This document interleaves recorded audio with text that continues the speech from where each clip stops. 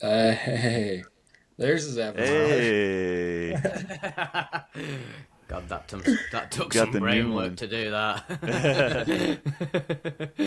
We're all struggling a bit today, I boys. know, I the struggle know. is the struggle is real. It looks like, knock on wood, it looks like we're going now. We've been looking forward to this for a long time. Me too, man. Fucking time's flying. Yeah, I think Tyler told me about this, us three doing this together, like maybe like 6 weeks ago or something like that. I've been super Hmm. excited ever since. I've been like just at random times thinking about it. I'm like, oh, that's gonna be cool. Yes, dude, me too. I Yeah, was we telling need. Vivek earlier, like my heart starts beating, like in anticipation, like doom, doom, doom, doom. It's like need to meditate, bring it back down, bring it back down. I'm too Yeah, excited dude. to hang with my bros.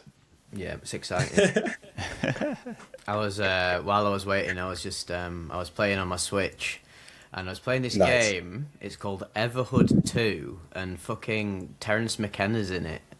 For What? real? What is this game about, dude? It's like it's a very very experimental game. I really like it. It's a psychedelic inspired music game. A little bit like it's like reverse Guitar Hero, where instead of you hitting the corresponding button when it appears, you have to dodge it instead. So it's like you're dodging the beats, but you're moving like you're flipping around, you're jumping, you're dodging to the rhythm of the beat, and it's all psytrance and psychedelic music. It's got Interesting. Carl Jung in it, and then McKenna is in it, and then McKenna gets really meta about it. He starts like deconstructing the idea that Is you're in a it game. It's so cool. is it like just music, or is there any aspect of it that's like a bit like R-rated for adults or anything like that? I ask because I'm sitting here thinking like I might go Uh, and see if it's on the Nintendo eShop for Huddy, like Yes, Yeah, it's not nothing explicit at all. It's very like yeah, tongue in cheek, sort of innuendos. I'd say I think it's accessible for everybody. But if you're an adult and you're into this sort of stuff, I'd say it's a deeper experience. But just as a game, yeah, it's very very yeah. fun. Very You said it's challenging. called Ever Overhood, Everhood.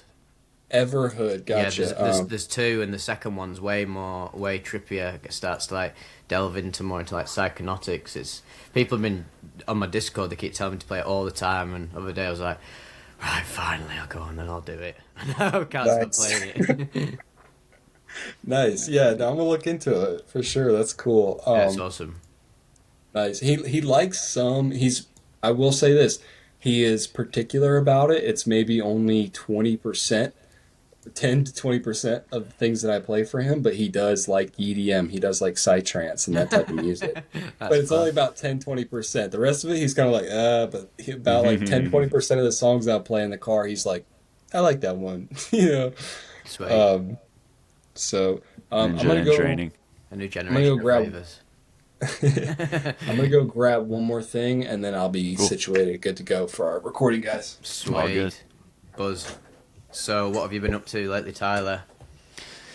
Dude, honestly, I wish I could say more, but I've just been busting my ass at work teaching music 6 days a week. And I'm kind of like fighting with burnout. Oh And, God, and, the classic. and I've been, all the extra time I've had has been like going towards posting like the band stuff, like Instagram. Since we like put out our new song, I'm trying to like really promote it and like go ham, like Yep. posting 3 times a week on Instagram for the band, and that takes up a lot of time.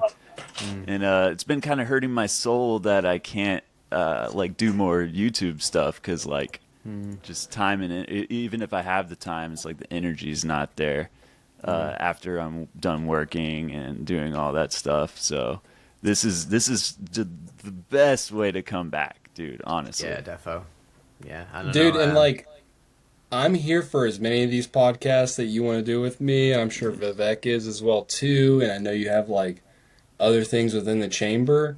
But also like if you're liking the music, if you enjoy making the music and you feel that like gravitate towards that, even if you want to fucking fill up your channel with like, you know what I'm saying, like videos of you guys performing and like maybe even Yeah. you could get into the realm of like visualizer type Mm. of music videos with your like music and stuff as well too on Hmm. your channel. That'd be pretty dope. Yeah. Yeah, Um, Do you're whatever you yeah, right. want.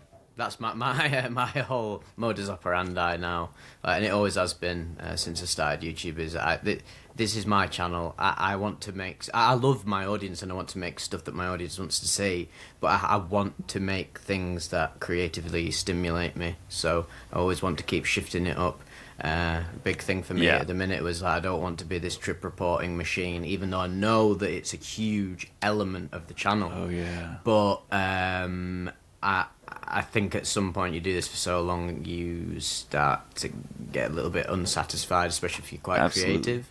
So now I'm just like, I'm just gonna fucking post whatever I want, and if it doesn't do well, I don't care because at least I made it, and it's just some. And if anyone who finds it and enjoys it, even if it's just one person, that's great. The rest of the channel can survive the way it wants. So yeah, it's a good position. I encourage you to do the same.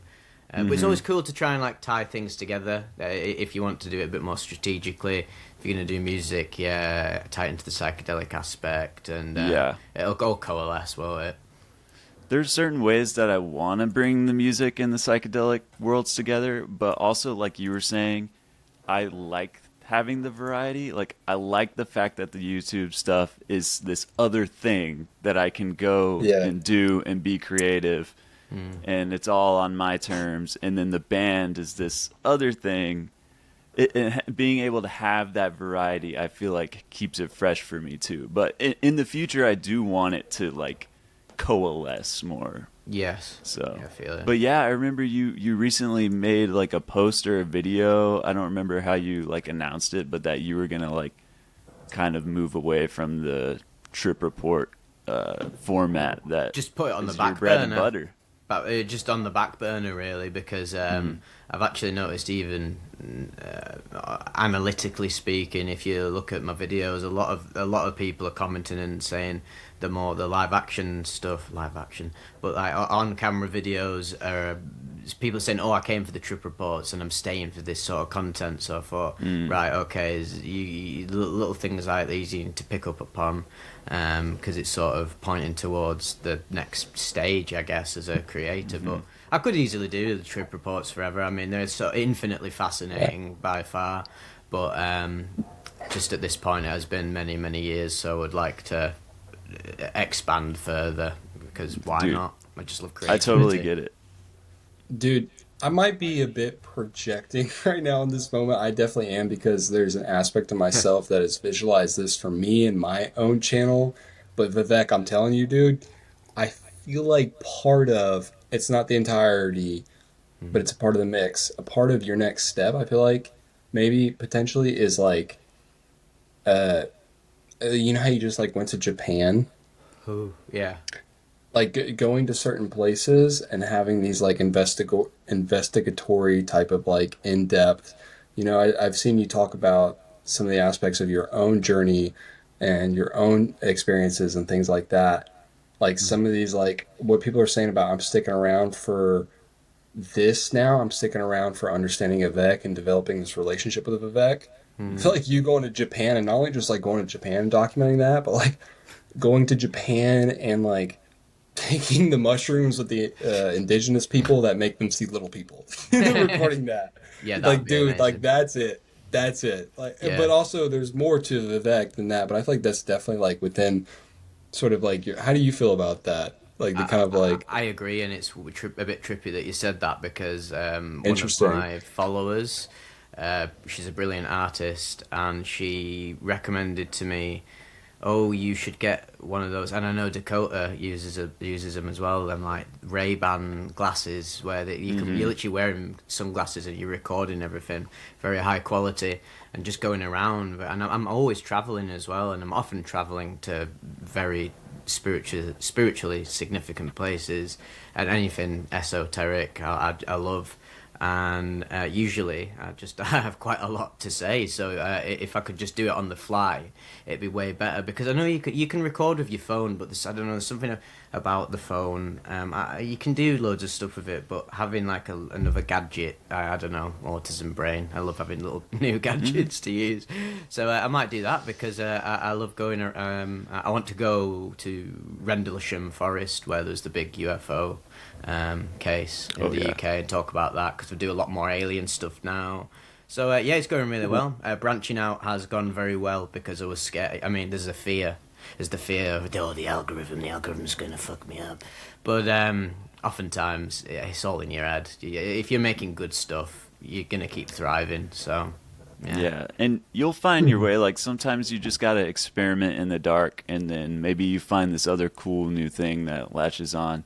And I wanted to tack on to something that Gabriel said about how, like, part of the thing that is the beauty of long form YouTube content is that it allows for way more depth of connection to the creator, between the creator and the viewers. Like when someone watches a podcast like this, they're spending like an hour or two with us. So like it feels like you're there, and you get to see more realness as opposed to some of the shorter form content, which has its merits. Not putting it down, just saying like you might recognize their face, but you don't like know them at a depth. So I feel like cultivating that depth is one of the big benefits of like this other style of videos that you're doing, and like people love that. You know, people want, especially when it's someone that's like-minded, and you know, anytime I hear someone saying something, especially in this world the way it is now with all the madness, whenever I hear someone saying stuff that makes sense and is like based on truth and compassion and logic and scientific thinking or whatever, it's like so refreshing. I'm like, oh, inject it into my veins, DMTX style. It cuts through the noise in that way for sure, dude. That's a good Because term. like, yeah, you ever like that's a really interesting in this realm, right? If we're gonna like zoom out for a second, because we're very much like focalized on Vivec, and I want to get back to Vivec, but if we zoom out for a second, right, like this entire media space, creator economy, social media, YouTube, like it's so incredibly saturated, man. It's so incredibly saturated, and you know, like I'm sure that you guys have interacted with a myriad of these artificial intelligence tools, and you know, you've seen a lot of these things implemented across these platforms. And what's interesting is that, and there's like real algorithmically like media data, but more importantly, like a lot of marketing data around this. Like people reject that shit pretty quickly when they sense that it's artificial or there's like not this human touch to it, you know? And I think that, yeah, I think people are a bit like starved for that as well too. And it's an interesting place that we put ourselves in, fellas, if you think about it, that like, and this is something I actually experienced a few months ago on a psilocybin trip. I have all this connectivity with you guys, with people that I work with every day, with friends and family that are connected to me digitally. But I had this psilocybin trip a few months ago where I truly felt like lonely, and I realized how lonely I was and how lonely I had become because of this digital connectivity that I had. Do you know what I'm saying? And I it's like ever since then, it's something I've been trying to like integrate. I've gone fishing with my grandpa a couple of times. Like I've reached out to some old friends that I haven't talked to for a while. I've made it more of a point to spend physical time with like brothers and things like that within my geographic region that I can spend time with. But like within that, That's how you do it, though, yeah, don't you? That's the practical way, isn't it? When you have that insight in the trip, where you're like, okay, I feel lonely, I have this negative emotion. How do you yeah, alchemize it into something positive? You take actual, literal, physical, tangible actions. Okay, I feel lonely. Right, let's go yeah, reach out to people. You don't even realize how many people are there for you in your life that want to hear from you. You can rekindle friendships. There's so much fucking power to your own actions. And I think this is a problem sometimes with the trips, which people don't understand, is that the trips aren't the magic pill, but well, they are in a sense because they are literally quite magical, and they're often pill based. But what really is the magic is the embodiment of the experience and doing doing good stuff. I've had the same experiences as you, Gabe. Many of my psychedelic trips there's this like cosmic loneliness. It's weird, in the trip there's this cosmic loneliness, but it's euphoric. But then when you come back to the ego realm, or whatever we want to call it, there's this separation. That's naturally just the ego reforming again, doing its bullshit that it loves to do. So how do you combat that? You do exactly what you just did. Go fishing with your granddad. Like, don't get more wholesome than that, really. And it's also like what I was just describing has really put it in perspective to me, to one of the things that you were articulating a minute ago, Vivek, and I've heard you articulate before, is like this like importance and this significance in this relationship that we feel to people who like watch our videos and comment and go back and forth with us, because we understand the levity of that, of like, yeah, you'll spend like you're spending your time with me, like in this space where like all of us are in a similar headspace to what I was just describing, of like balancing it out between like, how much of this digital shit is really worth our time, and how much do I need to go fishing with my grandpa? Yet some dude within all of that is bouncing out and being like, yo, Vivek, like really connected with you here. And that's like when I think it gets really beautiful. You know what I'm saying? Like, and so like, I just like, I don't know what exactly my point is within this, but it's something that I've thought about a lot here recently. It's like when people comment on my shit, or like I'm interacting with people, and like, it's just so interesting to me, and I think about like what their life is like, and how like that has had some sort of impact on them, right? And something that happened to me recently was I had a significant psychedelic experience, and then a buddy hit me up who was like, "Hey man, I had a really big trip. I'd like to talk to you about it." And so I was like, he ended up calling me like right then, and we talked for like an hour or two. And within that, I got to kind of like talk about some of my experiences that I had recently. And by the end of it, it was like he called me for therapy a bit, but I had like, we both had this like super therapeutic moment. And I realized, I even said this to him, I was like, dude, I was like, it's like there's very few, like, I'm really happy that you called me. This has been therapeutic for me. Like the way that our brains connected was really important in this moment, like sort of reinforcing and integrating all of these things that we have been experiencing. And so like, man, there's dudes out there, Vivek, and to you, Tyler, who at times have felt super lonely, and rightfully so, because these are intense experiences that the overall population doesn't experience super regularly. There's people who have had these super intense experiences, and whether it be shortly after or long after, have found you guys and connected with your shit and been like, holy shit, this guy kind of gets me. You know, like he kind of understands. And I think that's so beautiful, and I love that. I love that about what we... In it, Yeah. I have this experience ago.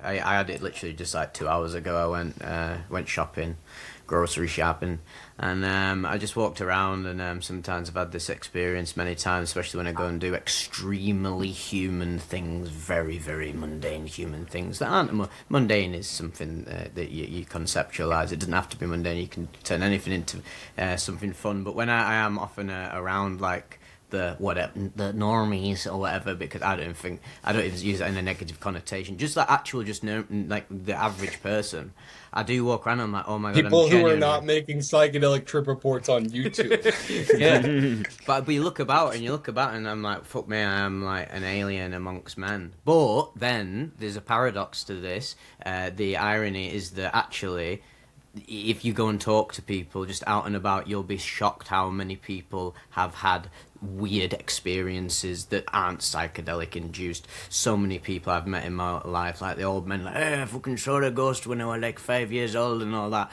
And when you're younger, you're like, oh, well, he's just Gramps, what is he on about? He's chatting shit. But you realise I've talked to so many people, like the brain, the way the brain works is so unbelievably fascinating, because some people are just wired up to be like tripping all the time, and I've met people like that who you would perceive from a distance being like, oh, that guy's just normal, he's never done this, he's never done that. That's a lot of ego talking, to be honest, I think. Go up to him, talk to him, and they're like, nah, fucking, I've taken like fucking 25C NBOME or something. And I'm like, oh, not even Yeah. I've done that. And I swear to God, things like that have happened to me before. So Yeah. even though it is quite alienating to be like to have all these mad experiences and feel like it can be very lonesome, which they can be in the highest degree of the psychedelic experience. Fucking just go to raves and festivals and talk to people. My God, you don't realize just how crazy some people are in a great way. Yeah. You need to water. I've had this same revelation during a trip, during my first like Terrence McKenna style 5 grams in silent darkness. I was listening to music. Some people push back on me on that, but the idea being you sit in a dark room, close your eyes for a little while, tripping balls. And I had this amazing experience. And then towards the end of it, you know how some trips you're like, okay, I'm 5 hours in, like, we can come back now, And, And you're and going to bed and you're seeing visuals. yeah, and I was like, I wanted to call a friend to, like, because I was by myself. And I felt like I couldn't call them because I thought, and I was like, I haven't been a good enough friend to like deserve that. Even though that probably wasn't true, it did make me think of the fact that like I haven't been watering my relationships, and that's how I think of it too. Because it's like every relationship needs attention and care and love and watering. Like you have to make an effort, especially with how busy like life gets. Oh my now. God, this ties in so very well to our talk we had, Gabe, where you brought up the topic of responsibility, and it was a very interesting topic because it's a very broad word, and it ties into that. It's like you are responsible for everything you take on in life. Really, you can't just forget people. You can't forget yourself. You can't just neglect things. You have a responsibility to exist, actually, really. And and then this is, you don't want to become a sloth, you don't want to engage in the deadly sins. I mean, that's what they were all pointing to, really, weren't they? You want to be you want to embody the highest good. And the beauty of psychedelics is they just give you that, they tap you back into it. Like if you're falling back into the ego after years and years, you've fallen off the path, you stop doing the breath work, the mindfulness, the meditation, and the blah blah blah, because you can fall off the path, but you can, if you really want to, and you will, if you will, if you've already opened the portal, you're going to want to open it back up again, I believe.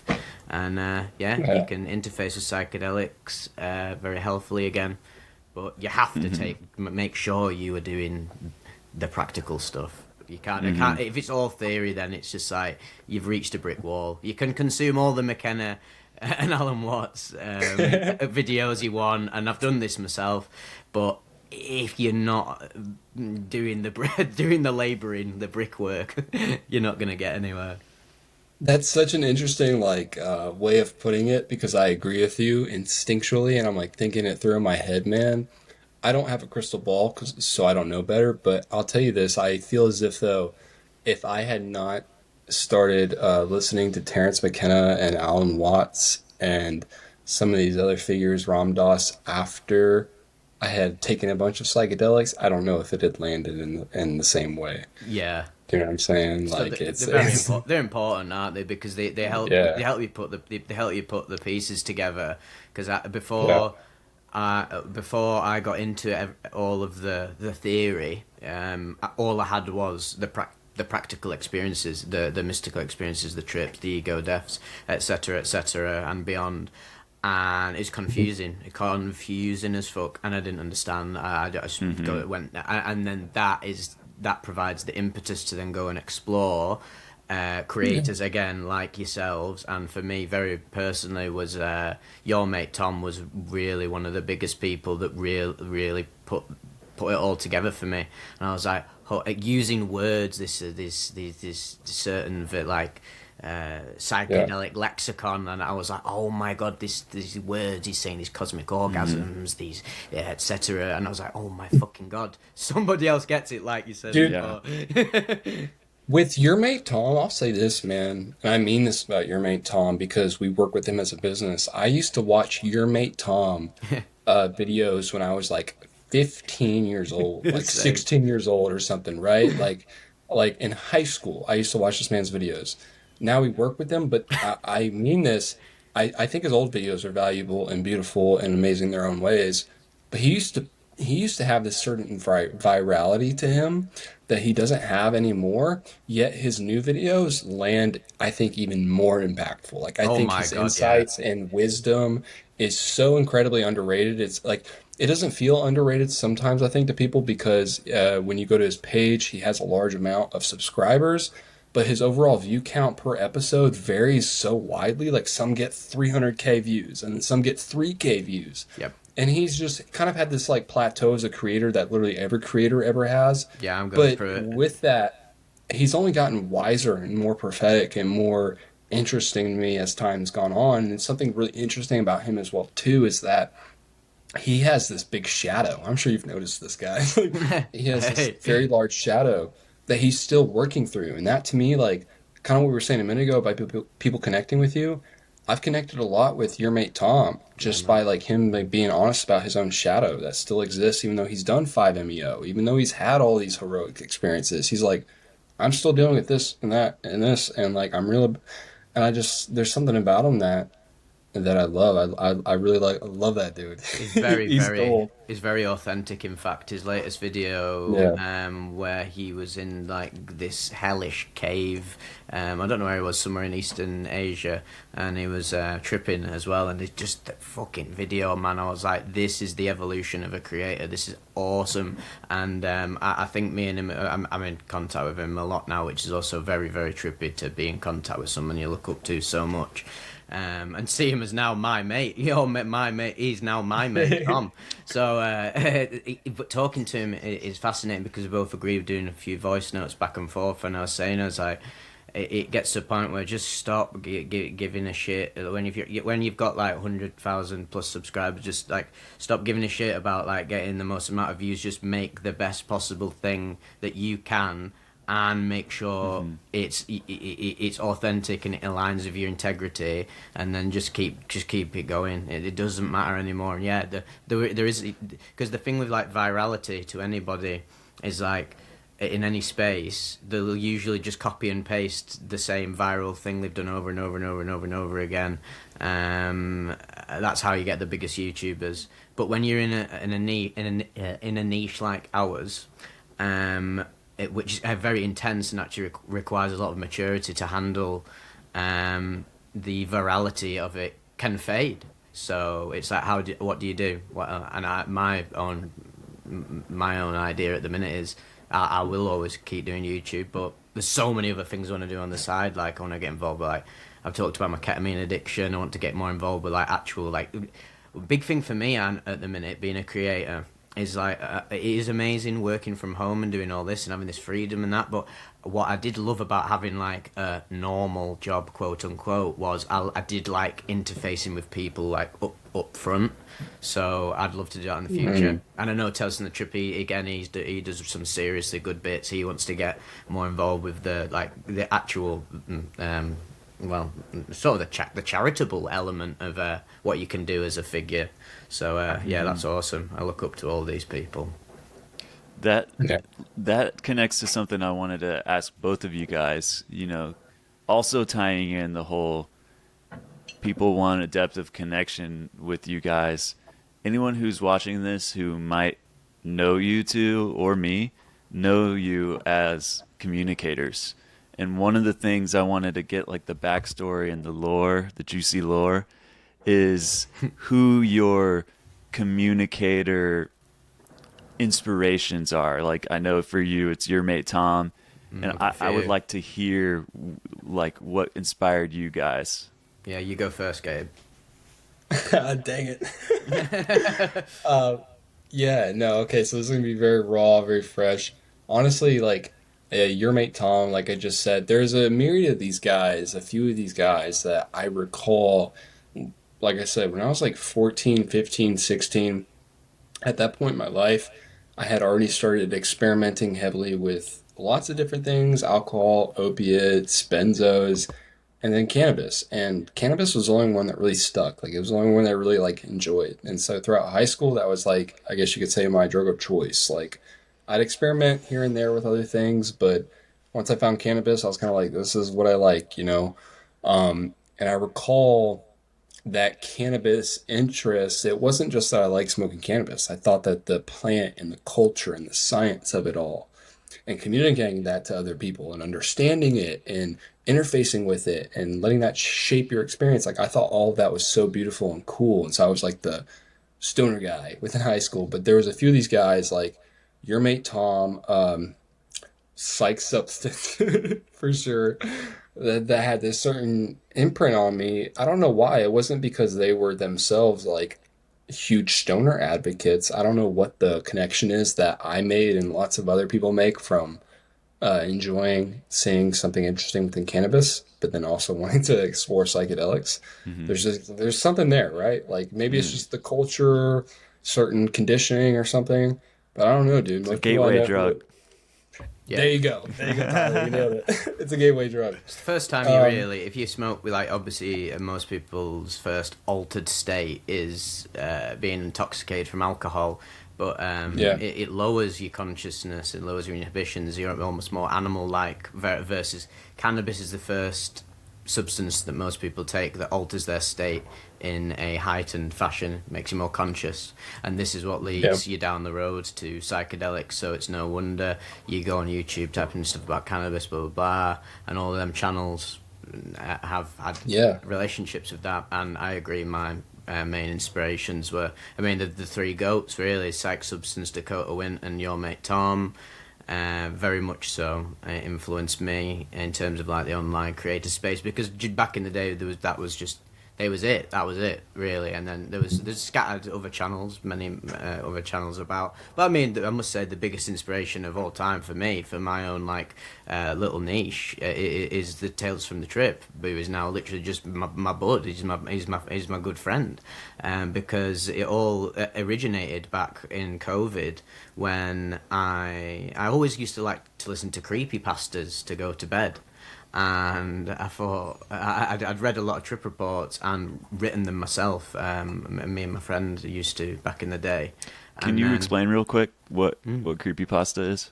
oh, a creepypasta. A creepypasta, right, is it's an online like phenomenon of scary stories, and the term comes from this term called copy pasta, like copy paste. Like they get copy and pasted around, and then creepypasta is just a creepy version of a text that someone pastes around like a meme.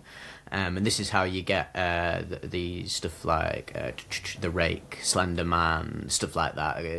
Scary stories that people like to fall asleep to. So naturally, there's going to be people on YouTube who do the same.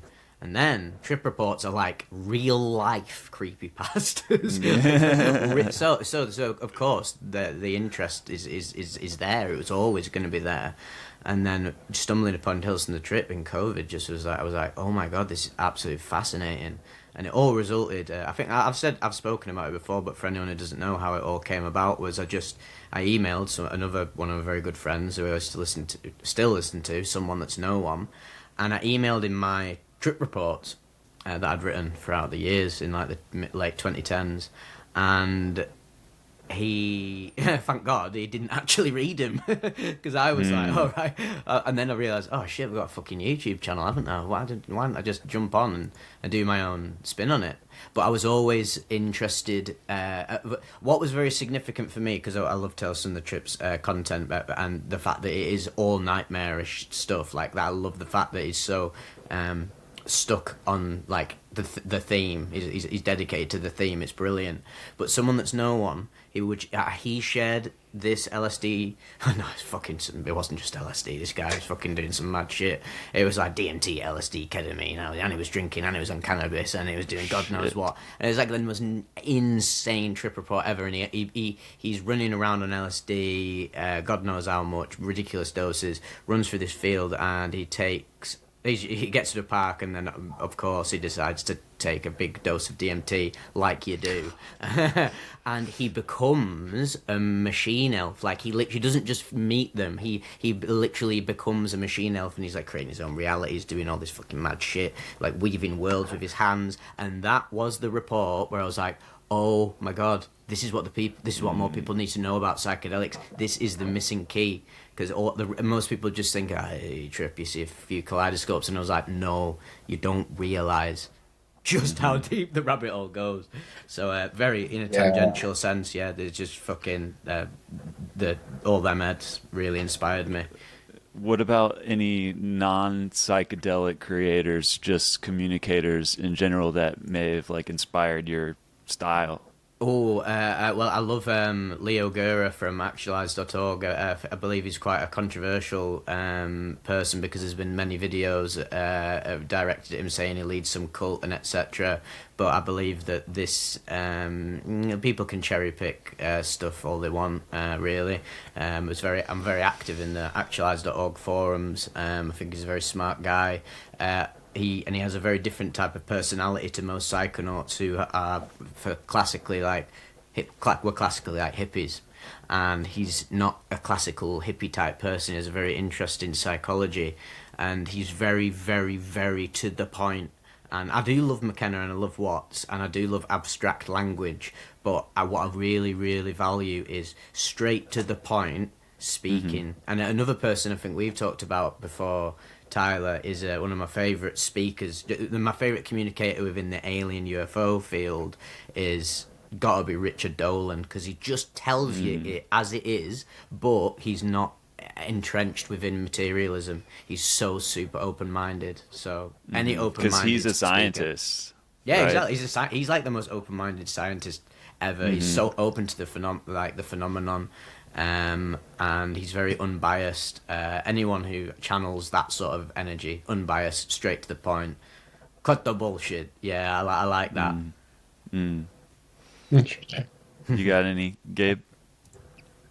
Yeah, as soon as you asked that question, my mind kind of churned for a second before I tuned into what Vivek had to say. But honestly, what came to mind for me, like almost instantly, I don't know why, but then it kind of made sense, and I had to shoot off. But was Steve Irwin.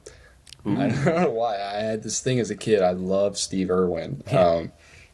Like I had this like thing. Like I I was obsessed with him, and like it's a whole tidbit with my mom sometimes, and she jokes about it with her friends and how much like I love Steve Irwin and manatees for some reason. But Steve Irwin and like this like adventurous kind of like spirit to him, right? To the point where he literally sacrificed his life. Like it was this like just a constant adventure, and like what does this world have to offer, you know?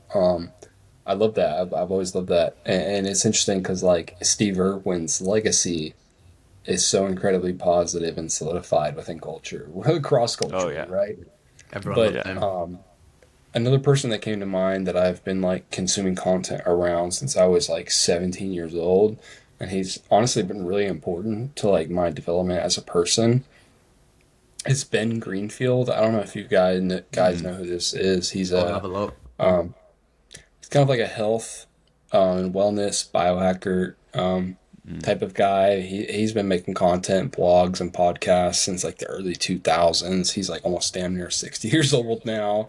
He's like an OG within like just basically the health and lifestyle and the space and stuff like that. But there's something, and there's so many people who operate within that space, right? Of like health and this gadget and this supplement and that. And, you know, a lot of them are dialed in and cool and know some things. But like Ben just has this fucking spirit to him where he's going to try it. He's going to try it again. He's going to fucking take notes. He's going to tell you if it's some bullshit. Like he just has this very thorough academic kind of almost like kind of Steve Irwin though, like cowboy spirit to him, where he's going to try the damn thing for himself and be fucking honest with you and try and at least in this earnest attempt to fully understand it. And I've always loved that about his content, but he mostly makes podcasts still to this day. It's like his main thing that everything branches off of. But yeah, man, he just fucking sits there and thinks and is like critical and fucking tries this shit for himself. So like, yeah, shout out to Ben Greenfield. I love Ben Greenfield. Nice. I'll He's not check him out. perfect, but he does the damn thing, and I respect that about him. But then honestly, too, man, like I could like rattle up a few different names right now, but within the past like 2 to 3 years, there's been this like upcropping of a few different creators that are really like I'm trying to think of the word, but they're I don't want to say anti-establishment, but like yeah, maybe anti-establishment, and they are shadow banned, and they have this investigative journalism nature to them that isn't going to be compromised, and you can feel that, and they really go to the dark shadows, right? And it's not just going to the dark shadows to get clicks and sensationalism. It's like going to the dark shadows to show you kind of what's really going on.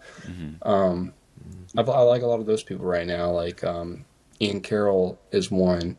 There's a couple of others as well too. But like, yeah, some of these people have really inspired me as a creator as well too. In this way of like, what they're doing feels as if though it actually carries some weight to it, right? It's not catching some trend, Yeah. catching some fad, imposing themselves as a certain creator within some weird demographic of psychology in order to appeal to you as a seller. Like it's just people who are interested in shit and like think that the shit that they're interested in is important.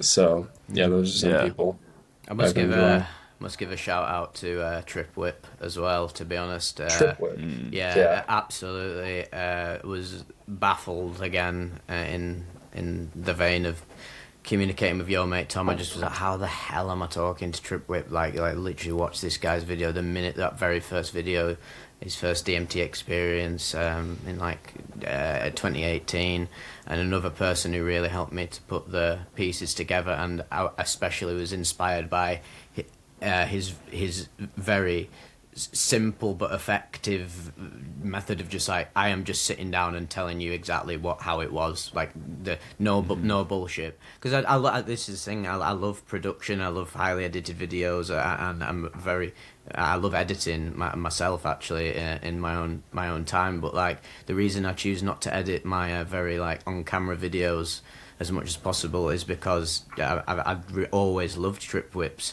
approach to it, and it was very much in the spirit of early days YouTube, where you would just literally have some guy like back in the day. Everyone's seen that video of that guy where he's like, I took like this vial of LSD or whatever. It's a really fuzzy like 240p video, and he's just some American guy, some homeless guy comes and pours LSD in his down his throat. And I just Didn't you love that. interview that guy, Gabe?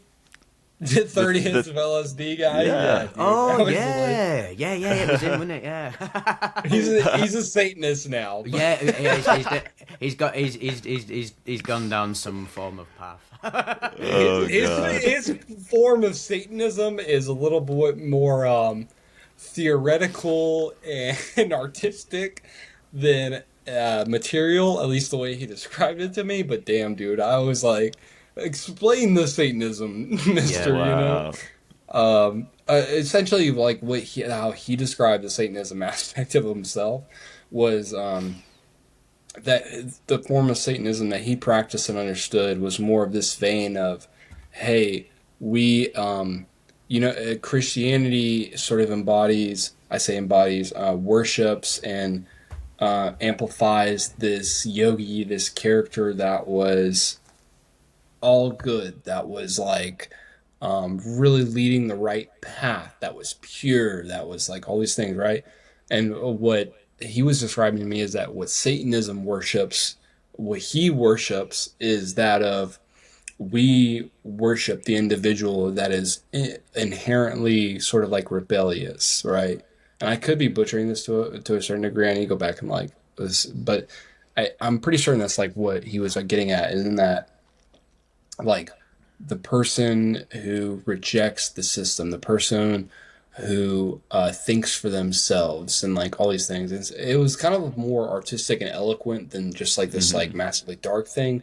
But it was interesting to see, and it wasn't super surprising because I'm sure people who have seen the "I took 30 hits of acid" video got this slight impression that, oh, this person whether it happened from the 30 hits of acid or just like was there before the fact, has a certain degree of mental illness. But like this gets into a really weird, interesting conversation, right? Where, and I know that both of you have experienced an interface with this that you don't fully understand, but this bleeding of and this spectrum of is psychos and like psychonauts, right? Like, Mm. and there's such like a Yeah. spectrum where you most people are both, a little bit of both. It's like to what degree do you, but like So that Campbell quote in it, the mystic swims in the same waters that the psychotic drowns in, I believe that's the quote. And it's so true, like from experiencing like all yeah, different ranges of psychonauts, like there has to be some level of madness, I believe, to it. yeah. And if you ever, it's it's not 100%, but and it's not a perfect generalization that I'm about to make, but there's something to this. Something that crosses the bridge for an individual from being a quote unquote psycho crazy person to a quote unquote a psychonaut or philosopher is this ability to efficaciously communicate what they're experiencing and feeling and thinking to other people who are not within that mind space, right? Like a psycho. Have you ever sat with a psycho, a quote unquote crazy person who you might not feel like is crazy, but you could see how other people would perceive them as crazy? Yeah. Have you ever sat with one of these people and had this feeling as if though I'm I'm I'm somewhat distilling and understanding what you have to say, and I know that there's something really deep and prophetic behind it, and it's definitely valid. But if you just had a little bit better way of distilling and communicating this to me and to other people, it would click a lot more. And maybe you fucking have a podcast or some shit too, Yeah, yeah, and then turn that into something constructive Yeah. again, alchemize it. And But I've this had like, friends who've had like yeah. psychotic episodes, and they've been to psych wards, and I've caught up with them. One of my best friends, he's been to psych ward. He's been to every psych ward in the country. I swear to God, he's now doing very much better. But so fascinating now that he's like finally put the pieces. He's put the madness. He's merged the madness with order, and he's managed to become like a psychonaut. I now would say. But when Interesting. he's been in when I've seen him in states of psychosis, like I'm like with all my other friends, I guess, who've like done psychedelics or know of them and etc. But out of being the one who's done the most and says the most basis of knowledge, I could sort of like tap into like what he was trying to tell us, but he couldn't articulate it because he's lost in a maelstrom of insanity. But eventually worked through it, alchemized it, and now he can use psychedelics very appropriately and wisely.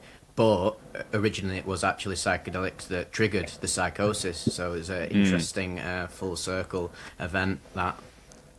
I think Yeah. it depends, man, because there's a really a spectrum to insanity, right? There's Yeah. someone who might, maybe take one of us after like a very disruptive psychedelic experience, and we're like kind of lost in the sauce. And I've had my like little moments of psychosis where I'll give a good example where I really wanted to meet aliens, right? Like I was obsessed with this idea, and the mushrooms were like my Terrence McKenna style, like this is our extraterrestrial interface. And I was at work as like an 18, 19-year-old at a Little Caesars, and I like made this prayer to like the universe. I was like, please show me the aliens. I want to meet the aliens. And then it felt like some switch got flipped, and instead of meeting aliens, I saw every human as like this alien creature, like from this detached like perspective of like I saw all these people as like these weird apes, and I was like, I'm one of them too. And it was so like it was pretty psycho, honestly, but it was Yeah. interesting, and I had to like fight with this whole like ape thing, which I've like come to embrace, but like where I was like, we're all apes, bro, we're just apes. Like we're just doing ape stuff. Like look how monkey like we are.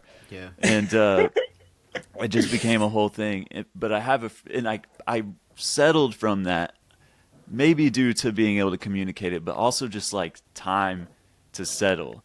Whereas I have like a friend, my friend's brother, and I saw him lose it, and we took mushrooms together, and I remember him being like, oh God, like how did I not know this before? Like everything makes so much sense. And where the psychotic thinking happens is whenever you take that to the nth degree and you like start building off of these conclusions or assumptions that are flawed, and you just keep Yes. stacking these assumptions on top of each other. And one common thread, and I will say that at least with this guy, that's why I mentioned the spectrum thing. His even when he can communicate, he's a great communicator. It's incoherent, maybe because the things going on in his head are truly incoherent. Like Yeah. Because that's And also a thing ineffable, too. isn't it? Like the thing to is, it's an ineffable space that you're in when your mind's basking in them realms. It truly is very. This is why I also love doing the trip reports, because I find it so absolutely fascinating that people are able to articulate their experiences so well, and I think that's a skill that you can build. And that's I think the big value of trip reports as well, is that it is possible to make sense of your experience in a sort of even in a narrative sense. But that's interesting you say that, because my mate who went psychotic, he just continuously would entertain these schizophrenic, trippy delusions of like when you're in trips, like so much mad shit can happen to you. The TV can start talking to you. Everything becomes animated. It gets trippy as fuck. But he was bringing that into his like sober reality, and seeing everything as just, right, oh, I'm tripping all the time. Like, you know, everyone says, like, oh, what if life's the real trip? And it's like, yeah, well, that's true, isn't it? Your life is a one grand like mystical experience, but you can't be thinking that like every camera's watching you, or that this number on the fucking like car's registration plate has some significance. Like that's when you get into fucking like that's when you're losing yourself in the abstract. And that's can lead you down the path towards insanity. And I've definitely experienced a lot of insanity myself in different degrees, and it makes me empathise with people who are literally fucking in the solitary confinement, wriggling around, because like they know more than most people. They're more switched on. They just don't know how to tell us. Yeah, yeah. Well, and there's like what you just said, Vivek. Yeah, there's this feeling as if though like you're more switched on, but you just can't tell us, right? And like, Mm. damn, it'd be really helpful. And it's interesting to. I don't think it's this disingenuous positioning yourself as more special or unique or better. But there is something to be said about somebody who has had intense psychedelic experiences, whether you're psychotic or not, at your ability, to, I think, to understanding, at least to a certain degree, the psychotic, right? Like, I really think there's something to that.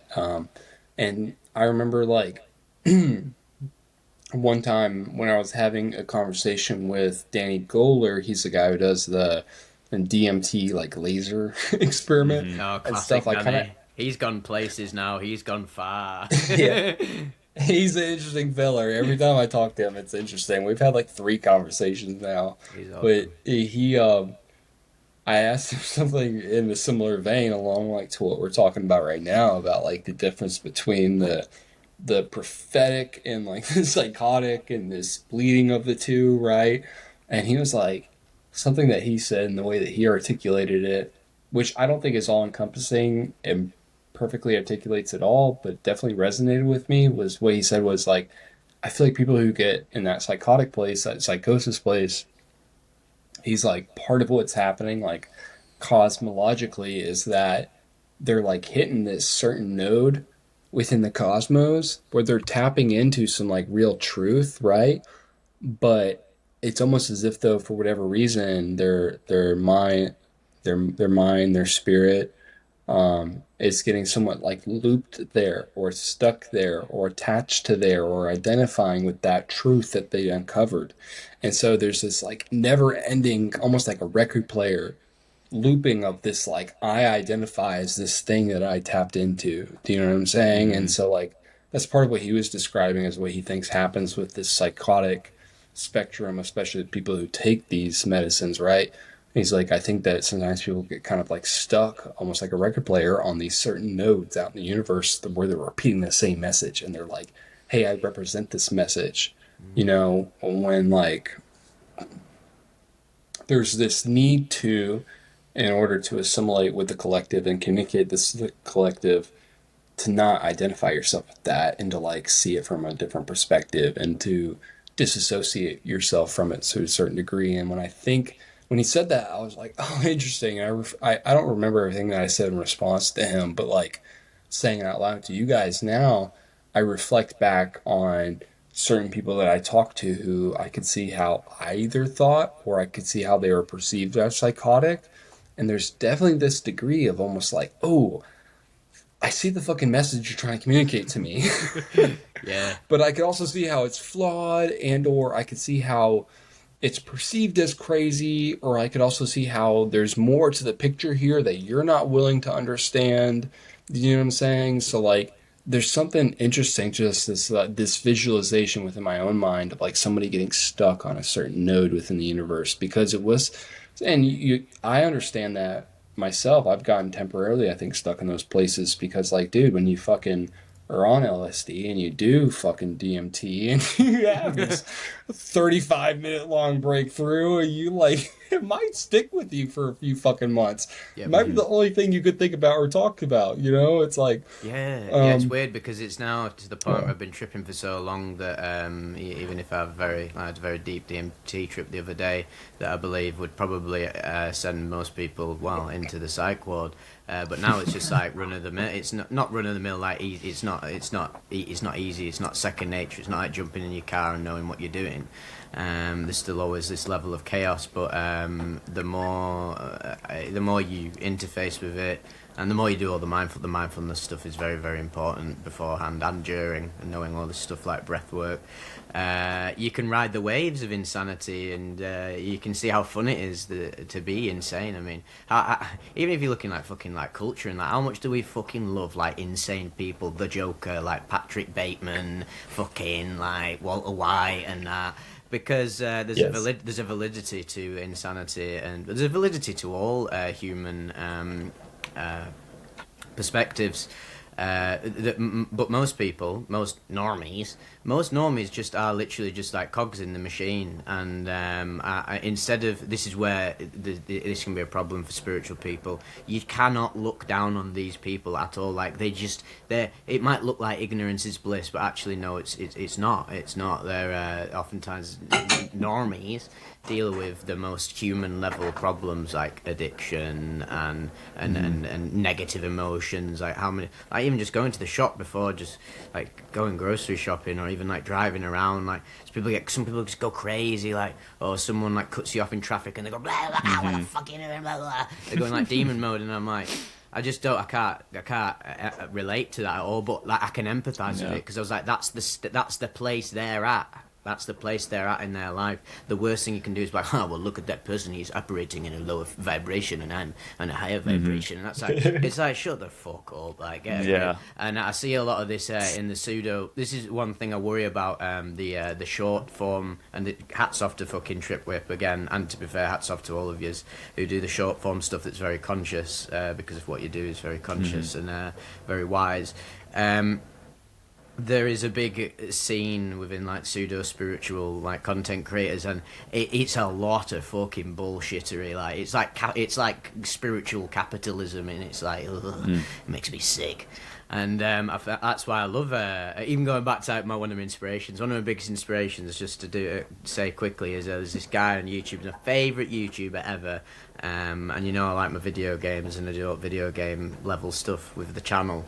And he's a video game essayist, but he is so in depth. He's called Noah Caldwell Gervais, and his videos, like, they don't fuck about this man. These videos, 10 hour long Resident Evil analysis. And then I was like, this is brilliant, because this for me that encouraged me to be like, okay, I don't need to like fall into the short form. But even so, it's hard to make an actual career for yourself in the short form, because I mean it's so minimal. Oh, it's the aliens. The aliens are calling him. CIA's ringing. The mothership's here. Get out now. Sorry, guys. He's like, no, take me and Tyler first, please. But hats off to all of the conscious short form content creators, because there's a bit of a fucking like surface level spirituality bollocks going on that I think is quite dangerous. Yeah, and you know what's scary too is I've been hearing about how like there's studies on how lies actually spread faster because of the novelty. Be like, you've been lied to about this. That's like a great classic hook. If you like listen to people who advise like creators, it's like subverting someone's expectations will like hook them right away. But people abuse that, and news headlines have been guilty of this for like all of time, where it's like some misleading headline that's like attention grabbing. It's easier, more rewarding, and consequence free to just say some bullshit, and that's a scary situation to be in. Where like, and whenever people lie like that, knowingly or unknowingly, then that makes people who have the truth play defense, and that's not as good as a position, because it would take like 30 minutes to unpack and like critique this lie that somebody said in 90 seconds. You know what I mean? So it's like the truth travels slower. Much slower. Yeah, that's a good way of putting it, Tyler. The truth travels slower, for sure. Absolutely. Yeah, I think about. I've talked about this on a lot of different occasions with a lot of different people. I don't know how to fully articulate it or what I fully think about it, but dude, there is this scene of people who were capitalizing, participating in capitalism, involved with spiritualism, and there's a spectrum to it. There's some that are some legitimate, very cool ninjas and awesome people, and who are well with living, well within living of this sort of like law of reciprocation. But then there's lots of people who are like using the guise of spiritualism to fearmonger and to get people to pay them for like fucking readings or whatever it is. And it's so hard, I think, and it comes back to this question of, I think that we were talking about a minute ago, of this bleeding between the two of the psychotic and the spiritual, right? Which from the dawn of time, I think, has had a bleeding between the two that people have not been able to fully decipher and understand. But I think it becomes even more muddy in this incredibly connective digital age, where people have things to offer you now in services and products. And sometimes those services and products are wrapped in fucking spiritualism, or psychedelics, or whatever it is. Yeah, And very clever con artistry there, because they know that there will be people who will like easily pick up on that. People who are indefensible from all other con artistry, but the minute you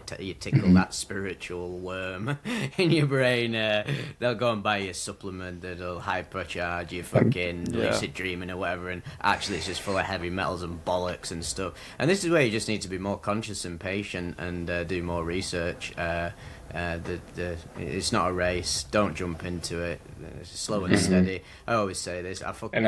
Like absolute broken record on Vivec, but it's so important, because I just imagine someone watches a Vivec video and they've never seen another one, and they might never watch another one. So it's important to always say, like, look, right, fucking hell, if you're doing psychedelic, just to curtail around psychedelics again, is like, if you're gonna do it, if you've never done a trip, if it's someone listening to this, if you've never tripped before, just don't like take loads at once. Just take the lowest amount possible. You've got your whole life ahead of you. You don't need to be fucking like taking like 2 tabs immediately. We've of course you can. I've done it in the past when I was younger, but you learn from it. If I could have reconfigured my like past, I would have approached psychedelics even more,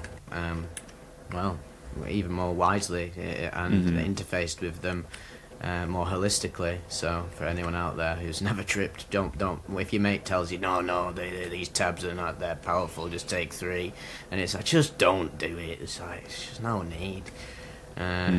Just a little tidbit. We gotta always come back to integrity, because I feel like it's not like a constant thing to have integrity. Like sometimes we fall out of it, and sometimes we need to hop back in. And I feel like that's super important for anyone who has any sway over people. Like, me as a teacher or you as like a speaker, creator. And Gabriel, that's interesting to hear because of what you do with your work, like you got your, is it nose to the ground, ear to the ground? You're like, you got your finger on the pulse of like this whole ecosystem, right? And like, what are some of the signs that like are red flags to you, do you think? Well, honestly, like the biggest thing that cuts through it all, if you're talking about either a creator or like a brand that's trying to sell you on something or get you looped in or whatever, the biggest thing that's the biggest red flag to it all, your biggest compass is your own fucking gut, your own Mm-hmm. intuition. And if you have taken psychedelics, if you have friends like I have with you guys, and I hope that lots of other people within our space, like, and people who are listening to this have friends like I have with you guys that you can communicate and bounce this back to, engage, Mm-hmm. and like. But if you understand these things, man, like your intuition tells you like almost instantly, I think, Mm-hmm. like truly, um, like there's so many things that are fast moving within our space, right? And it's interesting because there's like been these big if you call them mainstream media news fucking pops within the past year maybe or two for psychedelics for the people for things that are like important to people like us, Mm. and like some of them are like, I don't know. You guys saw like Rogan and a bunch of other white men getting psychedelics I signed was into. waiting. I was waiting for someone to bring it up because it was like, this is the huge talking point. Yeah. Yeah. Whatever that fucking like carrot on the stick was. There's some And then fucking hype. also, It was hyper real. That was the definition of yeah, hyper realism. There was a yeah, disturbing, like Lynchian feel to it, where it's like, oh, look at how good it looks on the surface, but then underneath the Mm-hmm. yeah, surface, underneath the picket fence, is the severed ear, the dirty, like yeah. the dirty deeds that they're Well, doing, and it's like it's nowhere near as just as simple as like, lol, let's get ibogaine therapy done, lol, we no. did it, hooray, because that's their It's a whole modus operandi. Like, let's do it and it'll work. It's like, Mm-hmm. fucking, this is mad complex. Like what you've just opened up. it's a carrot on the stick. It's asinine. It's another layer Theater. of bureaucrat Yeah. of theater. Thank you, Tyler. Yeah. Of bureaucratic bullshit that stands in the way of the medicine that we all already know exists. And it's like this. It's also the companies that are investing billions of dollars into the fucking non-hallucinogenic fucking psychedelics. Yeah. Fuck all you guys, because I'll tell you this straight up. Thank you for asking this question, Tyler. What I have found over the course of my past 2 years of being the at the head, like at helping this company grow, and we've grown quite a bit, and we have a lot of data behind this. What I have fucking found is that at the level of acquiring a new customer, what really fucking matters is the trust that somebody has in us, whether that be to freelancing out creatives to you, Tyler, and having you review our shit or whatever it is, or Danny Goler or anybody else speaking to the efficacy of our products, right? Like that at the level of acquiring a new customer, right? And then on the level of like retaining that customer, also packing in within the product real value, real quality at the product level, but then also like non bullshit, non overhyped, non gimmicky information and education and relationship with the company. Those two things put together where people understand and feel like as if though we're not fucking lying to them Mm-hmm. within this whole entire space of psychedelics. I consult and work with a few different companies at this point. Amantar is one that I partly own, and we've really fucking grown a lot. Like, dude, that's what stands out is trust. People are sick and fucking tired Mm-hmm. of people giving gimmicky fucking bullshit, overinflated ad sales and podcast placements and whatever the fuck to them. Like people, even people who you think are stupid or don't fully understand psychedelics or mushrooms, they have this intuitive kind of like at least slight gut sense if somebody's fucking kind of bullshitting them a bit, Mm-hmm. And so like, dude, that is not to be like corny, but fucking be real, be authentic, and like that, even at this like scale of a big company doing this shit across the globe now, that's what our data has shown. Mm. Get people to Mm-hmm. trust you and be honest. Yeah. Um, yeah. It's so true, So isn't it? sorry, not to like get emotional and stuff. I'm just like No, I was so I excited to love answer that it. No, question no, you it's very asked. I love interesting to it. hear your Yeah. perspective, especially in regards to like the wider psychedelic zeitgeist. Because people should be more, they should be cautiously optimistic, but it's very nuanced. Be concerned, be concerned about big pharma and everybody involved in rolling out psychedelic therapy on a federal level.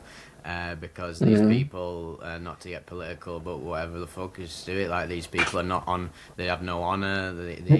They're below absolute zero integrity. It doesn't take a Hmm. genius to see that, and if you've not seen that, well, I'm sorry, but I'm sorry, Yeah, but what are you gonna do? Yeah.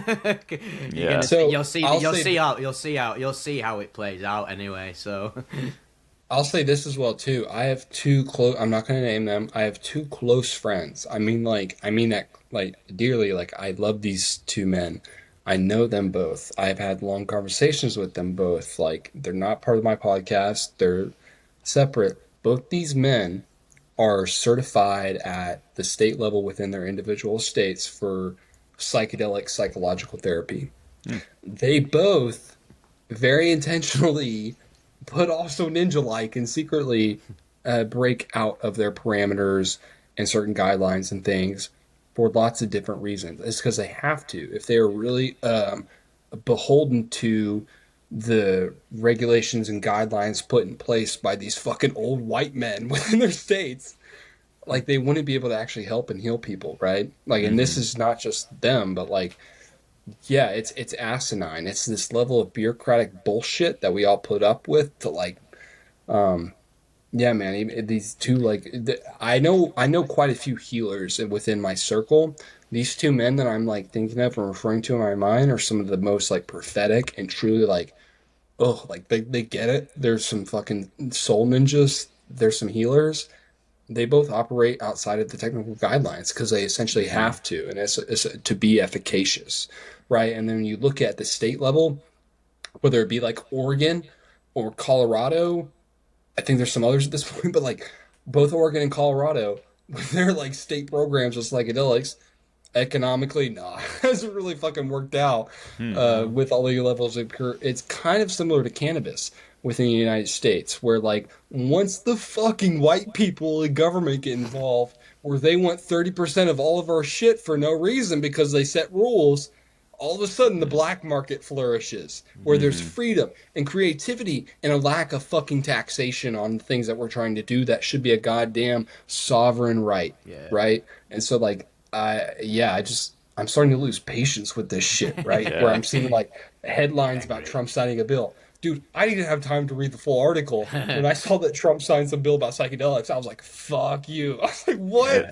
I was like, what is this really about? You know? And Dude, lo and behold, please go ahead, Tyler. when you think about like that sacred moment and connection of somebody off the grid in the woods, they're on mushrooms and they're connecting with the universe, like can you believe the audacity of like anyone else coming in to like repackage and sell that to you? You know, it's absurd. Dude, The deluxe edition DLC. Oh, I fucking somewhat hell. can because, oh, and I don't even Oh know yeah, how they'll do like it. so. I'm gonna say the word allegedly to protect myself here legally. And we're getting Alleged, spicy. Yeah. allegedly, about a year and a half ago, I'm trying to think. Maybe it was actually probably about a year ago, a little over a year ago, because it was springtime of last year. Me and a friend of mine, a close friend, were in a national forest park and got three SUVs that ran up on us because the suspicion that we were on psychedelics. Oh, that was when you were Uh, gonna. That's when we were gonna do that podcast, and you're like, "Oh, I'm gonna go on a hike," and it was the least normal hike ever. What? dude, Sorry Are you yeah, about fucking for real? dude, we gotta fit.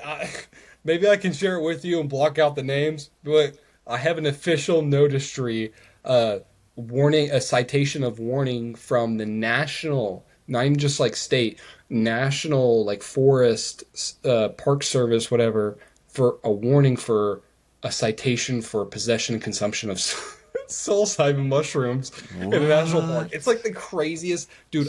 Some bullshit. I have lots of different paperwork in my thing, but that is one of the craziest pieces of paperwork I have. Anyway, so when you say that, Tyler, of can I imagine somebody pulling up on you within that certain circumstance and try and like not and what happened was within that circumstance we got the warning and we got completely let go and nothing happened because of essentially we were able to assure them that we were not just blitzed out of our mind and there was more context in the situation. But yeah, man, like people are at this degree of not like if you or I, Tyler, was working as a park ranger and somebody would say, "Hey, I think these guys are on mushrooms," and most would be like, "Hey, do you guys need some water?" Like, you're like, okay. These guys pulled up on us like 3 SUVs. Stop what you're doing. You fucking dude. Yeah, it was the. But anyways, They don't do that in the UK, you know. If you get caught, it's oftentimes in the news because I live near the Lake District, which is the most popular hiking spot in England. And many times you'll hear about teenagers going up on psychedelics, specifically mushrooms, and they have to get the so national. I'm going to give you guys a little more context. But they don't have any like, criminal charges though, or anything. It's mad. Yeah. We didn't get criminal charges. We technically could have, but they were nice guys today. They gave us a warning. I think it was because their entire case was bullshit and they would have lost in court. In fact, I fucking know that as a felon myself. But what had happened was... I'm sort of a felon myself. We're on... Seriously, me and this friend were on a really long trail, right, in this national park, and we were having a good time. We were both on psilocybin mushrooms, allegedly. And we're having conversation and we're laughing. At one point, I think I teared up and cried about something, but also then laughed about it. You know, we weren't being obnoxious, but we're just on this trail and we passed a couple people along our way and said, "Hi, how's it going?" Yeah. One of these guys that we passed was like a runner guy, right? And he passed us like coming our way, and then later on the trail, he passed us coming back. It was later on the trail when he passed us coming back, he stopped and talked to us. He stopped and talked to us as like a normal guy, really cool. He was interested in what we were doing, and my friend had casually mentioned that we may have taken some like psychedelic mushrooms, and this guy was like, "Oh, cool, you know, whatever." He fucking ran out. Turns out he was a park ranger, and his station was like a quarter of a mile away. We've got them. We found them. Yeah, dude, this motherfucker ran back to his station to tell them to pull up on us. They pull up on us, and 3 white SUVs. Dude, it was this whole moment where like, anyway, so when you say, Tyler, can I imagine? I can, because I've literally been in that scenario, in a scenario where I thought that I never imagined that would happen. And it came from after the fact, I realized it came from this place of the people who did that. They of course let us go because like, what the fuck are you going to do? Like, how's the fuck is this going to hold up in court? You think we're on psilocybin? You said that we admitted it to some, was he undercover? Like, what the fuck was that guy? He was running. Was he off work? Was he on lunch break? Like, what the fuck? How the fuck is this going to hold up in court? It's not. But anyways, they let us go.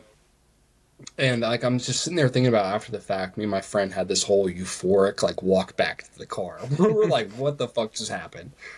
And it was very clear to me, like these guys, I think they were nice young men who were underexposed to reality, and like it was something that they didn't understand, and it kind of scared them, like truly, like in this like stupid, really immature way, to the point where it literally almost caused me legal trouble. You know what I'm saying? Like, we weren't being a nuisance. It was literally the fact that we communicated with this guy and was like, "Hey, like, yeah, we took some mushrooms. We're kind of chilling." And he was like, "Whoa." He was probably in his mid-20s. Remember what he looks like? He was probably in his mid-20s.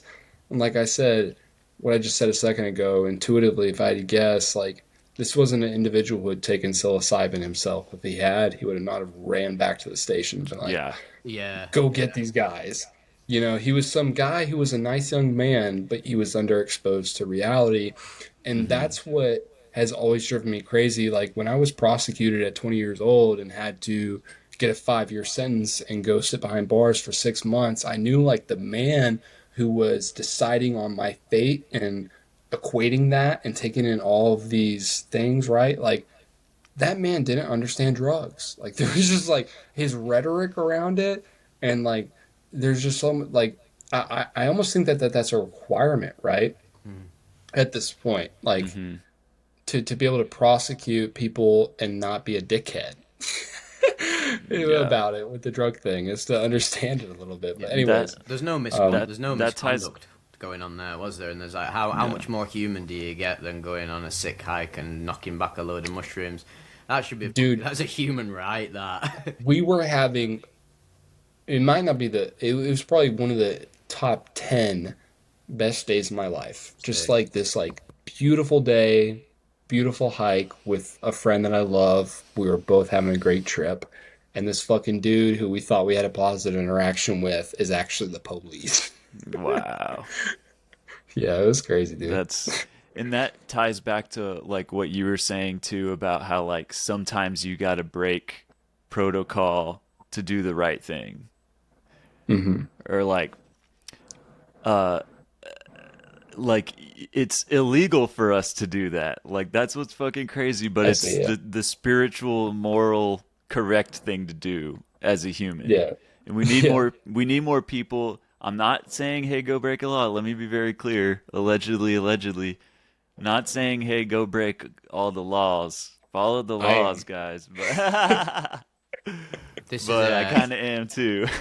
it's quite interesting that because I remember in Fear, I recently read Fear and Loathing in Las Vegas. Always loved the film, and my favorite part about it is when they go to the whole point of it was to go to the eventually they go to the lecture on drugs and drug users.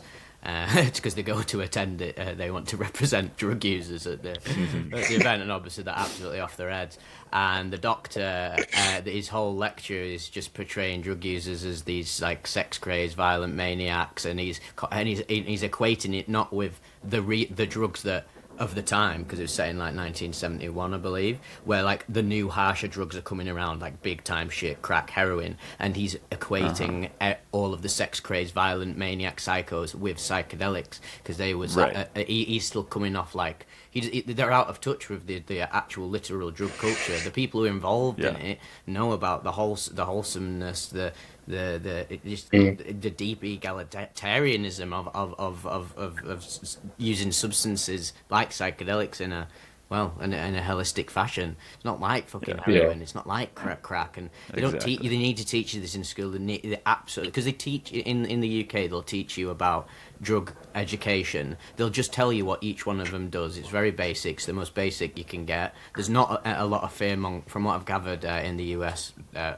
Interesting, There dude. is I did not know that about UK drug education because, like you just it's said all very different. briefly, Very different. and I don't know how it is everywhere in the United States, but from my own experience and from what I've heard from basically everybody is that United States drug education is hyper sensationalized to the point where like What a show. even if there was some goddamn validity to it, it's like you lost me because of how much you've tried to like scare me and I know you're trying Hmm. to scare me Yeah, type shit. we Hey, don't have any of that. I'm gonna go urinate real quick, guys. I'll be right You're back. good. Have fun, love. Yeah, it's in the UK. We don't have any of is it the Dare program in Dare. America? Yeah. Yeah, Yeah. there's not. We don't have any of that. Been very interesting to do Vivec and communicate more with Americans, which is the basis of my entire audience. Pretty Yeah. much 53%. So or so. fascinating. Yeah, it's Yeah. brilliant. So So I get to learn about like the cultural differences, even though we're right. ridiculously similar but ridiculously different, just because we speak the Right. same language. It's very Right. very different setup. And what they realistically need, what would be the ideal scenario for drug education is that do what you're doing, list the effects, tell them exactly what it is, but make this very very clear. Make this very clear distinction that psychedelic substances and different substances some are actually beneficial. Some are actually beneficial, and this is inevitable in the future because it can't be stopped. The machine can't be stopped, no matter how much bullshit goes down with Trump and the psychedelic therapy and whatever. However many steps back we take, we will always keep moving forward, and eventually we'll get to that point where kids in school are told, "Oh, actually, maybe you'll one day come across psychedelics," but If you do, make sure to use them wisely. They can actually be beneficial. They can be used for therapy, but stuff like crack cocaine, heroin, etc. These are very destructive for your mind, body, and spirit. Right. Which they're not talking about that in school. They're telling you how to do fucking maths. Yeah, and Terrence was one of the people who pointed this out early on, where how like the word drugs has way too much weight to it, because there's heavy negative connotations to that word. Yeah. And the cultural differences, I wanted to mention earlier how, like, I was talking to Trip Whip when we did a podcast, and he was saying how, like, he had this whole, like, psychotic part of his trip where he got naked, and the cops came to, like, help him.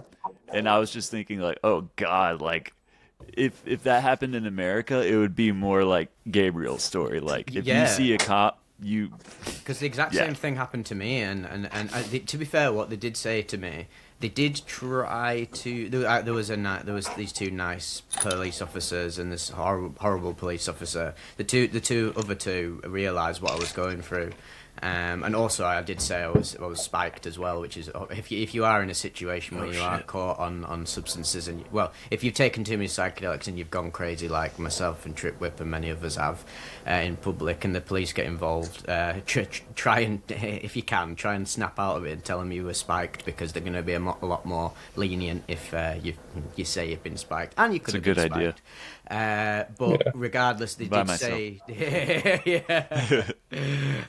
so eventually they were like, we will probably try and find like CCTV of you running around naked, because we'll try and get you done for indecent exposure.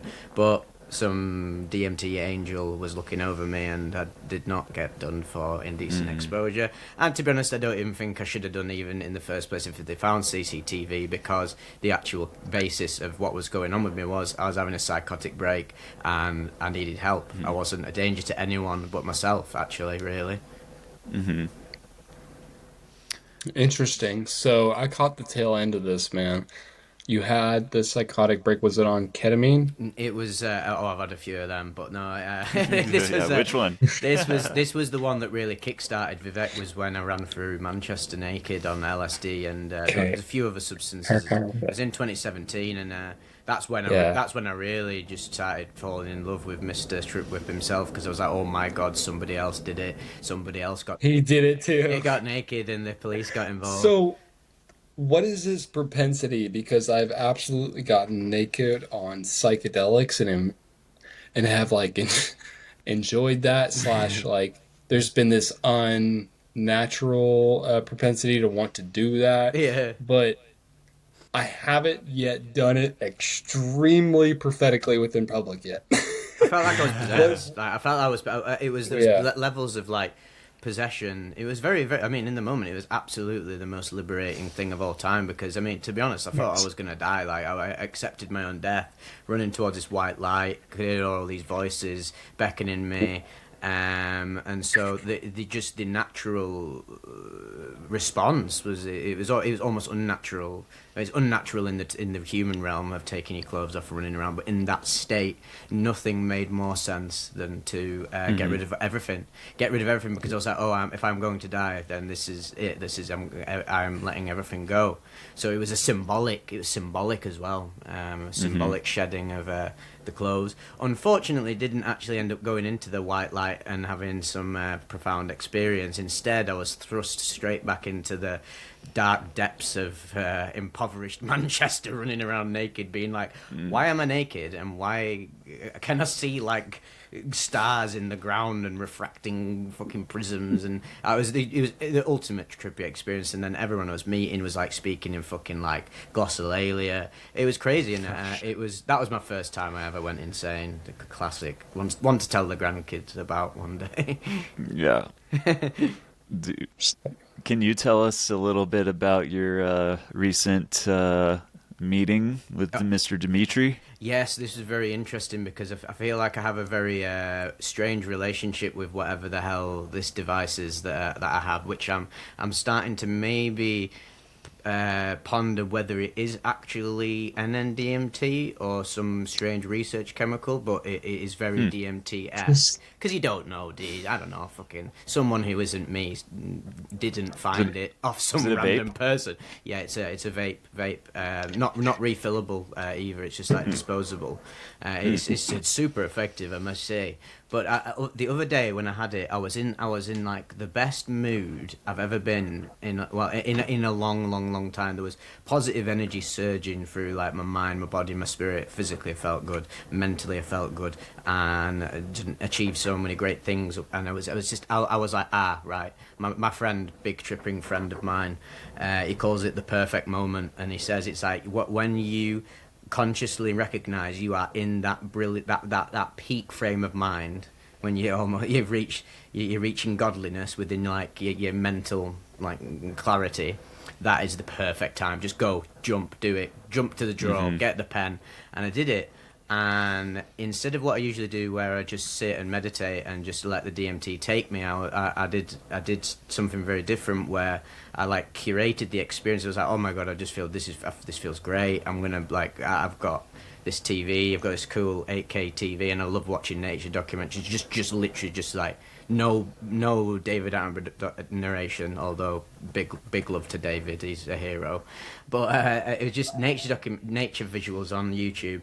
And the whole distinction of there being a TV was completely destroyed, and my imagination and just like cognitive, it just felt like I was supercharged with rocket fuel in my brain, where I could like I was using my hand. If you've ever played Street Fighter, there's this character called Dalsim, and he like levitates and he meditates in the lotus position, and he does all these weird like stretchy things with his arms, and they do it in Naruto as well, the hand signs. And I started doing that unconsciously, and as I did it, the animals would like react to like my hands. And then I would like, so then I started weaving like as an orchestra, as if you would do, and I started doing mad shit. So I was like, oh, I'm going to go and put on loads of cartoon openings, and anime openings are beautiful, and Studio Ghibli and all that is fascinating. And when you're on DMT, you're literally, it's like looking into another world, and I would even say it almost is in some weird abstract sense. And then I was watching them back to back, taking these like, it was like, the way I was consuming the DMT, it wasn't like a really rigid, right, I'm going to sit down and take the vape, do it for 10 seconds, do this. I was like randomly just grabbing it at just a moment when my soul was like, do it again. Just like, it was so seamless. And then what happened was, funnily enough, we were talking about that game Everhood before about how it's like inverse Guitar Hero.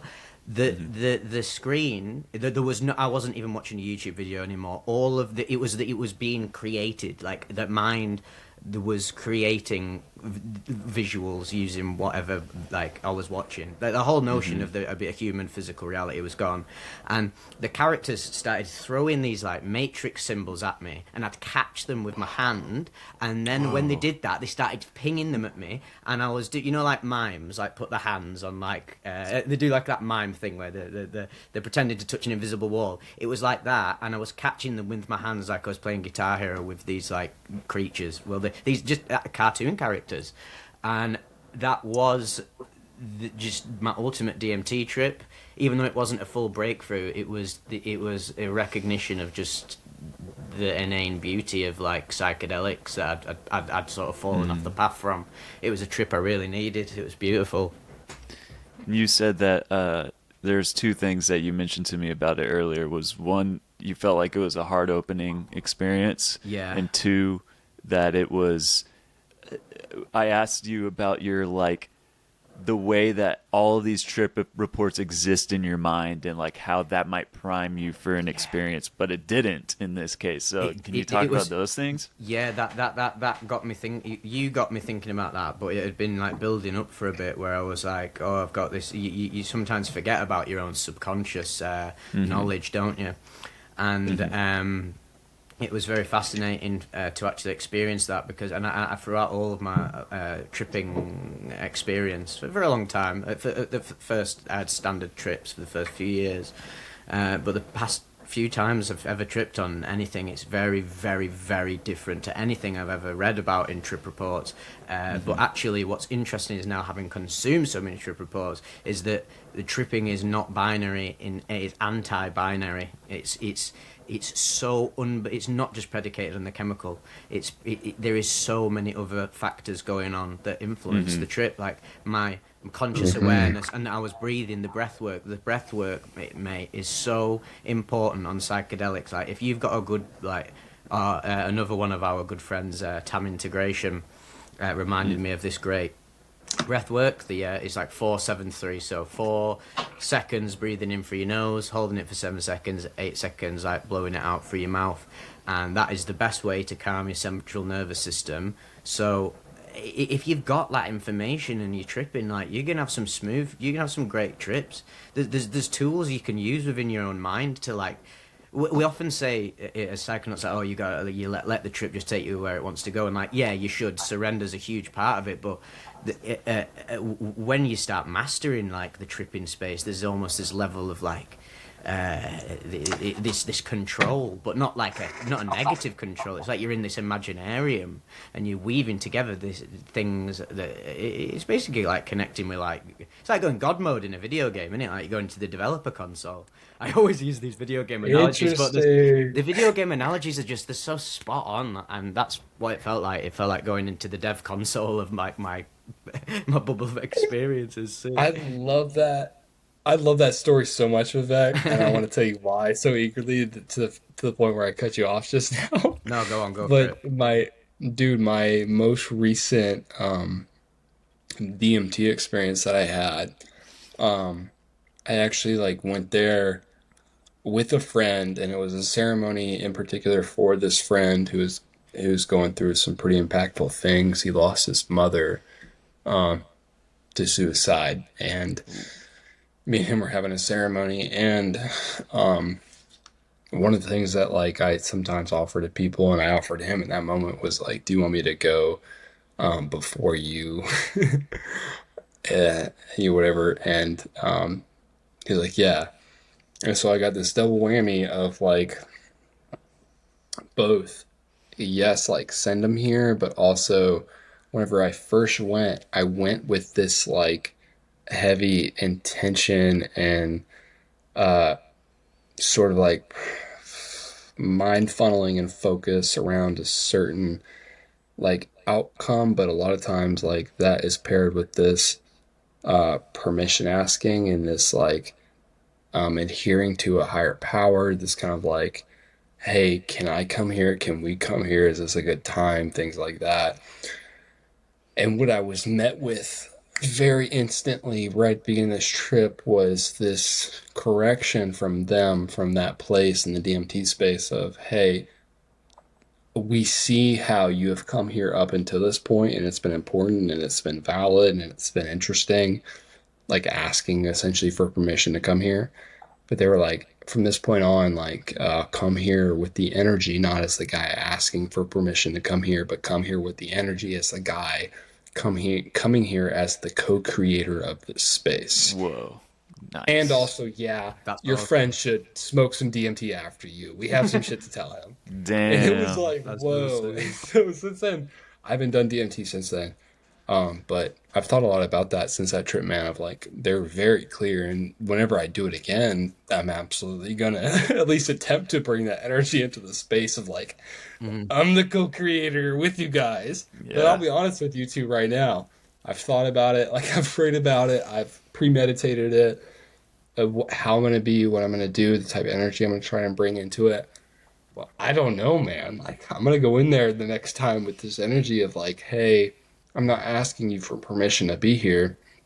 I'm the co-creator of this space. Hmm. And it just reminded me a lot of like kind of what you were just describing, Vivek, of like this we kind of like create this and we architect this, and there's like There's always a this symbiosis, dancing. isn't there? Yeah, the dance is very good. Yeah. Yeah, dance is very poetic, and life is very poetic. And yeah, it doesn't have to be this rigid, logical, like, oh, let the entities take over and they'll do the bits. It's like, well, you can work together with them because they recognize you just as much as well. If you can recognize them as like part of your own like higher self, then yeah, you're working in tandem. And I think this is where a lot of fucking, and going back to like say the vast network of trip reports running through my mind at all times. It's very, very, very clear to me now. Like, and a big mission for me with Vivec is like I hope people can consume and listen to all the trip reports, the horrifying ones, and put the pieces together. Look how many of these people have very little knowledge of psychedelics. They overdosed on them. They mix them together. They are too young. They don't even know their own how they're genetically predisposed. So actually, we should talk about bad trips because they exist. And they get very nightmarish, but you have, just as if you are literally like just a normal, very like functioning, stable person, you got a good family, friends, job, etc., your life's going well, don't be in fear of the bad trip, and if anything negative does come up, you're already a stable enough person to navigate that consciously, and you won't even perceive it as bad because so many things happen to us that are like, bad is such a simple, boring fucking word. Like, I don't know about you, but like, I go on since I go traveling a lot. I think a lot of people are scared of traveling because there are so many variables at play when you are traveling consistently. So much it's easier and safer than sitting in your room. But for those of us who are adventure types like ourselves, we can't resist the call to adventure, whether inner or outer, and all of the problems I faced when I went to Japan in the 3 months, like to just very, very minor things that just the ego would be like, oh, this is bad. Like I got off the plane, of course, and the only bag that wasn't available to pick up was my own because they'd sent it on a on a plane to somewhere in China instead of Japan. So I was like, well, of course that's just happened. So then, but me pre psychedelics would have had like a tantrum, like, oh my fucking trip's ruined, fucking, and then you'd roll with the punches. Before you know it, next day the brilliance of the Japanese delivery service gets it to you immediately. And I was like, that was a very, very little but profound insight into just the mind and like your relationship with life, is where it's like you could easily have a bad reaction to that, but it's all in your head. It's all in your head. Chicken Run, brilliant film. It's all in your fucking head. Bush. Like, it really is. And even in psychedelics, oftentimes if these nightmare trips that I share, the people like unconsciously lead themselves down it, and funnily enough, that ties into like, oh, if you're you are in conjunction with the trip, but you're not working as a team. You're at war. You're at war with the. If you're at war with the trip, it's gonna go to shit. Like, but if you're in harmony with the trip, it's gonna go good. But good doesn't always mean sunshine and rainbows and ecstasy and euphoria. There's a deep It means goodness. growth. Exactly growth, deep And goodness in the growth. and that applies to both. That's why travel is such a good analogy to psychedelics. Like, that's why they literally call it a trip. And in both cases, the discomfort that comes from exploration, it leads to growth, even though it like sucks in the moment. When you get on the other side of that, you're like, I feel more powerful, more wise, more able to handle other little shit because I took on this bigger, harder thing. And that makes me want to ask you guys a very like practical side of this discomfort. Is I had my first DMT trip like about a year ago, I'd say. It was last summer. And I was like hit like a train by the body load. It's something like I've experienced in other psychedelics, but like, how do you guys like process that when it happens to you? If you're in a good mood, does a body load not like scare you a little bit, or like, because that was something that when I felt it, I was like, oh shit, like an intense feeling.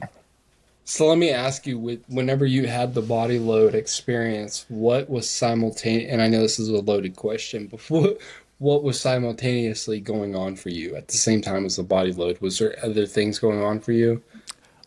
Just trying to like calm myself basically and stay calm. I was calm, but I was Hmm. really focused on staying calm and being like, breathe, you're okay. This is what tripping feels like. You're not in danger. You're good. And Yeah, going through that where it's like that yeah. experience the experience kicked in, but it was still like surprisingly intense, you know? Mm. So I want to know, I'm going to probe more about your particular experience. And I'm sure Vivek has some questions to ask as well too around this. But like right off the top of my head, man, there is especially yeah, whenever I was in college, there was a couple of people that I did DMT with that there was one particular individual who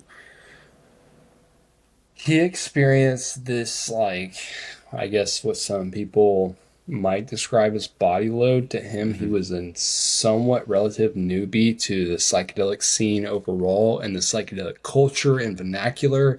He had Hmm. taken acid a few times, he had done mushroom a few times, but he wasn't like sitting here talking about consciousness and body load and things like that. He was more like, yeah, after a few hours it hit me and then this and that, and Yeah. he was a country Yeah. boy. Yeah. But I remember him had he did DMT with me, and I remember watching him.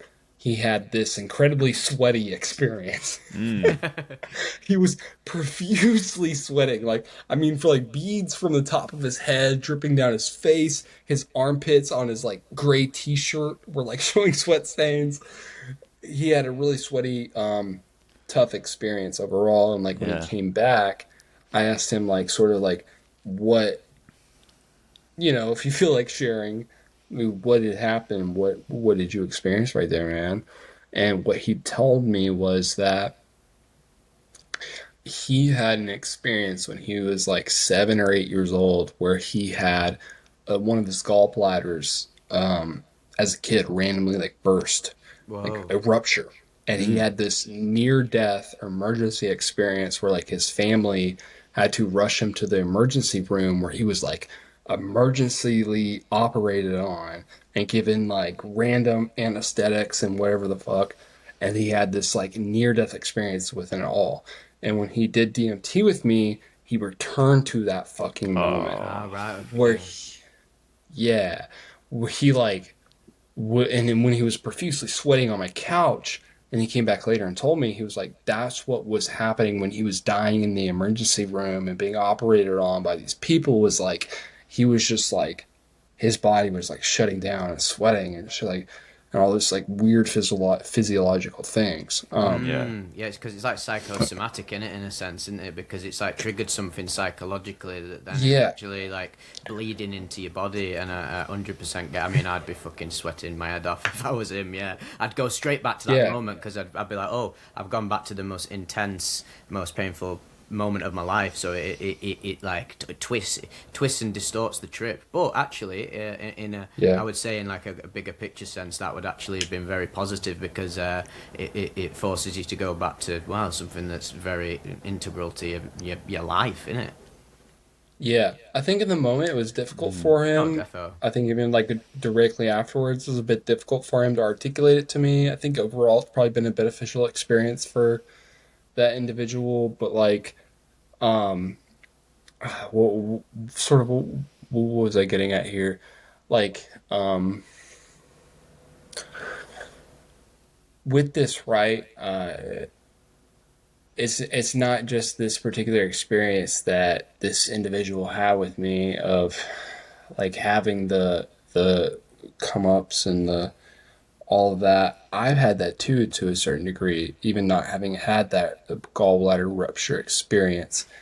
But there was something I was getting at and everything there. But yeah, man, like what do you, I say all that because like um whenever you were It's a very having this, visceral. That's a very visceral body load experience, that in it. But it just shows you how extensive the body load experience can be for certain people. And yeah, as far as I can put across is that personally DMT doesn't give me any form of like uncomfortable body load, but Really? yes, this is very interesting, and I've noticed that other people have different experiences with body load and different substances. So I literally cannot take mushrooms anymore. I actually can't take them. They just mess me. They give me a body load that just I've now had to just accept. I mean, I've had enough mushroom trips for fucking like 10 lifetimes. I've just let it go.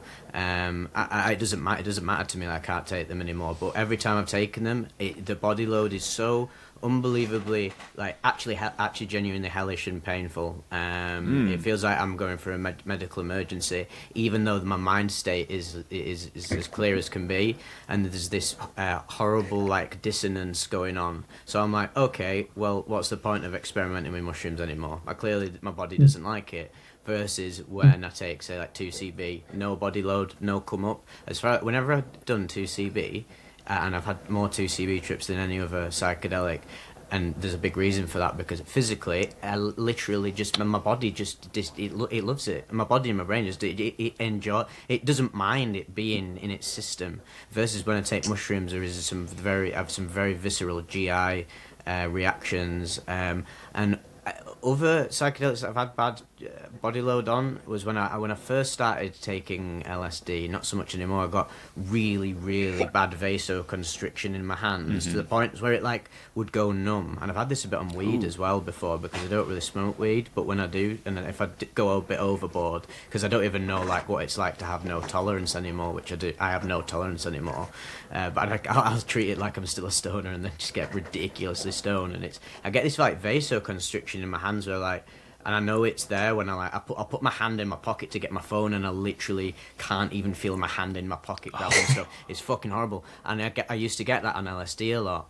Versus some people take LSD and they're like, oh, it's like some cosmic massage, etc. So I think it's very tied in with.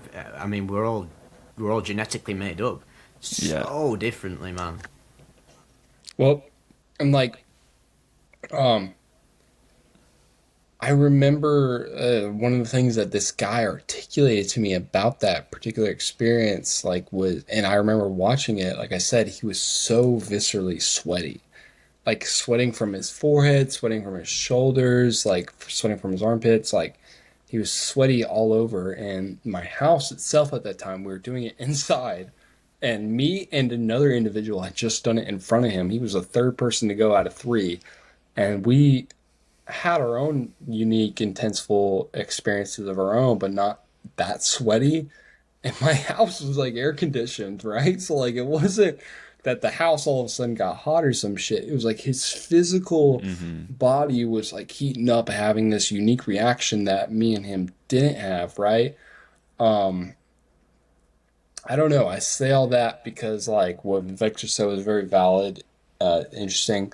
Like, Tyler, do you think like might have do you have any particular instances in your life tied around like physical trauma like that? And intense like sort of like, do you have any NDEs? Do you have any like car crashes? Do you anything like that, man? Yeah, I think when I was really, really little, there was a moment like that. Um, I don't really want to go into the details, but it's Yeah. nothing sinister. It was purely medical.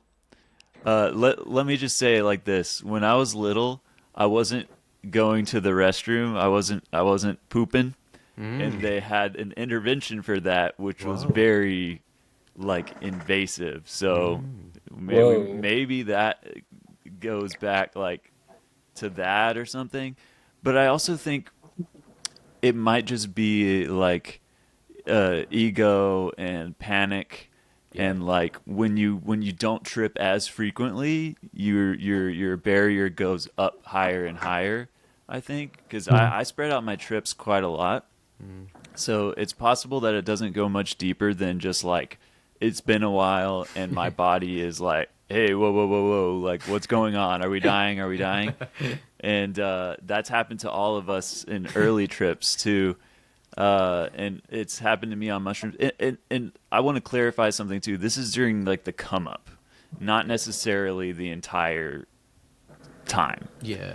And one last thing I'll add to this DMT experience is that I didn't know how strong or weak the vape was, and I think I took, you know how there's that like threshold dose where you like almost take enough to like go fully into it, Yeah. but it's little enough to where you feel like you're like there's Yeah. that tension of like you almost got there or something. The underdose, man. There's Yeah, a term for it. The it underdose. could have been Yeah.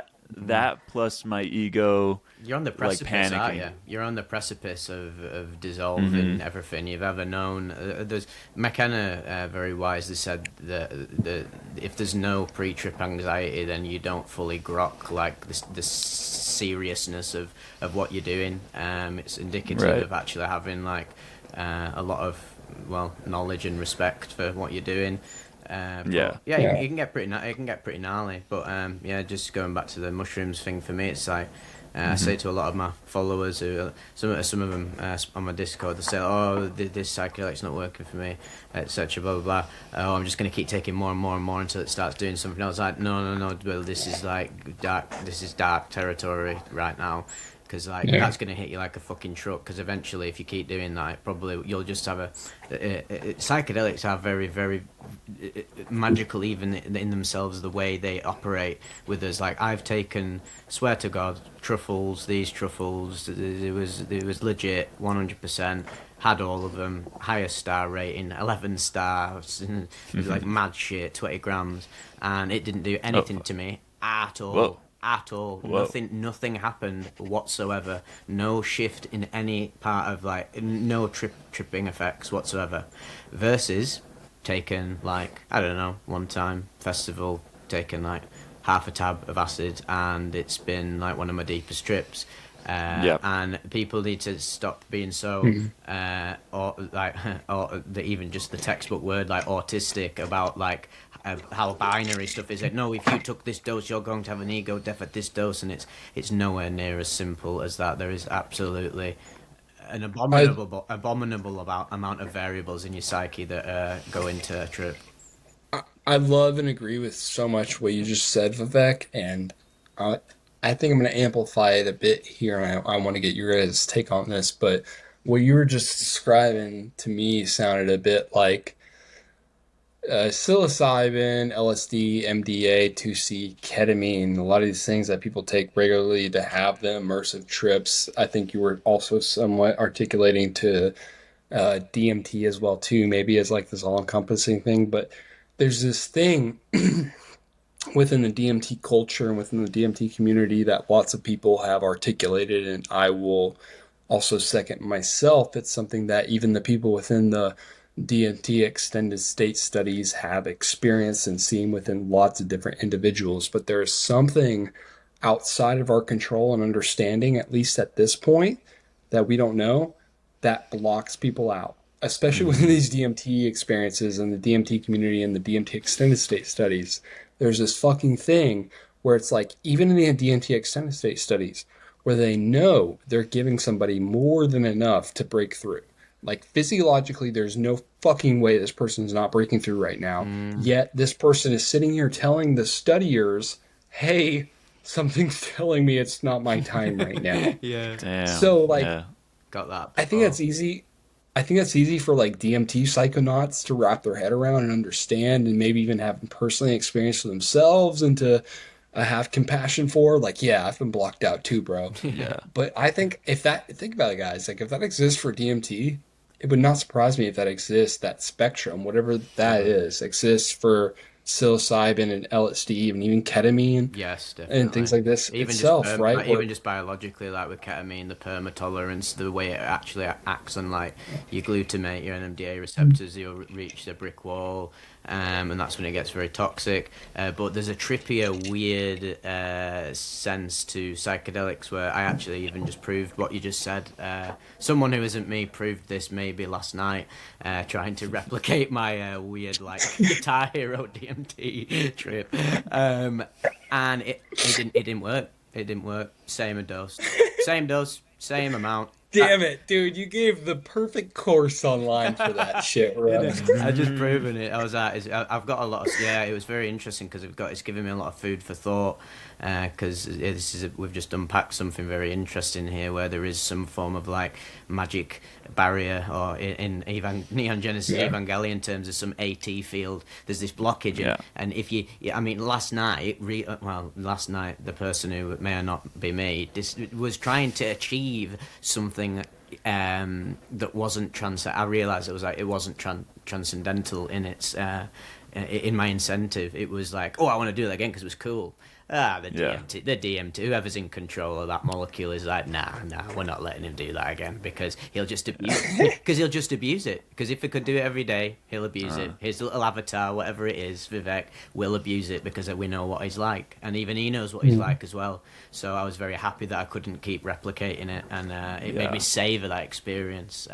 Totally. Very much so. So, what's been really mindfucky for me, Vivek, and I'm like, I know Tyler, you're about to resonate with this as well too. What I'm about to say, what you were just articulating, I have lots of stories myself and my own adventures and mindscapes of and this and that, and maybe there's a blockage, and maybe there's a lesson in that. What's been really mindfucky, and I haven't done a perfect time of integrating this yet, but keeping within mind this idea that I've felt at times, and I've heard endless amount of people within the psychedelic space and the spiritual space and the Christian space and the Hindu space articulate this idea that all is one, right? And this idea that it's fucking you. And that has really tripped me out in this like really separated space of thinking about my own experiences and trying to integrate them. It's like whatever you were just articulating about what you learned in this experience, that was fucking you, dude. You already knew that. And you were teaching yourself that. Yeah. If this idea, this premise of all is one is correct, I'm saying that if, right? I'm not saying that I know that, but if that is correct, you knew that all along and you were teaching yourself it in this fucking visionary, really interesting psychedelic way, which is so cool. It doesn't devalidate it at Right. all. Yeah, yeah. Right. It's so cool. Whatever the truth it really is with a capital T, that felt very viscerally true to my own self. That I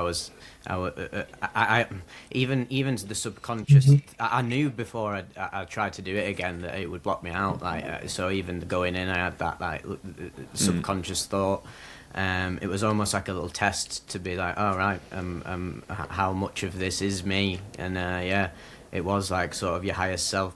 So many times in the past 10 years, I've encountered DMT in very strange scenarios, tried to acquire it, and something always in a synchronistic sense goes wrong. My mate, first time I remember, because a few times I was doing DMT, it was just given to me. Like the situation was always going to happen. Then when I tried to take like autonomy into my own hands and try and acquire it through certain means, my friend went and acquired it, and on the way back he was on the phone to me. He's like, I've got it, have you got me the materials, have you got the pipe, blah blah blah blah. And I was like, yeah man, I'm ready, let's go meet the elves, let's fucking do it, we'll go on a hike, meet the elves, it'll be sick. And whilst he was on the phone to me, he tripped and fell into a puddle, and all the DMT was soaked and destroyed. And I was just, but instead of me being like, no, fuck the universe, I was like, not ready. We weren't Yeah. ready. Maybe I was ready, but I don't. He had Dude. he had not a lot of psychedelic experience, and he just wanted to do it because of like how crazy I'd told him it was. I'm putting that into perspective right now. Like I'm trying to put myself in your shoes. So- You're Vivek. You as a living make these trip reports. You're sitting there. Your friend, who I'm sure you love Oh, yeah. and you're really excited for, has acquired the substance, wants to, and is willing to share it with you. And at the same time, you're sitting there via digitally holding space for his for his ceremony with it. And damn, he ruins the badge while he's within ceremony, which of course, like, you can't within that moment allow your own emotions to take place in that. Oh, I'm sad I didn't get to experience that badge. No, You got to hold space for your brother, but yeah, dude, that's what you were thrown it, with. it was it was That's really, it was a it was a tragic comedy, like tragic yeah. comedic event.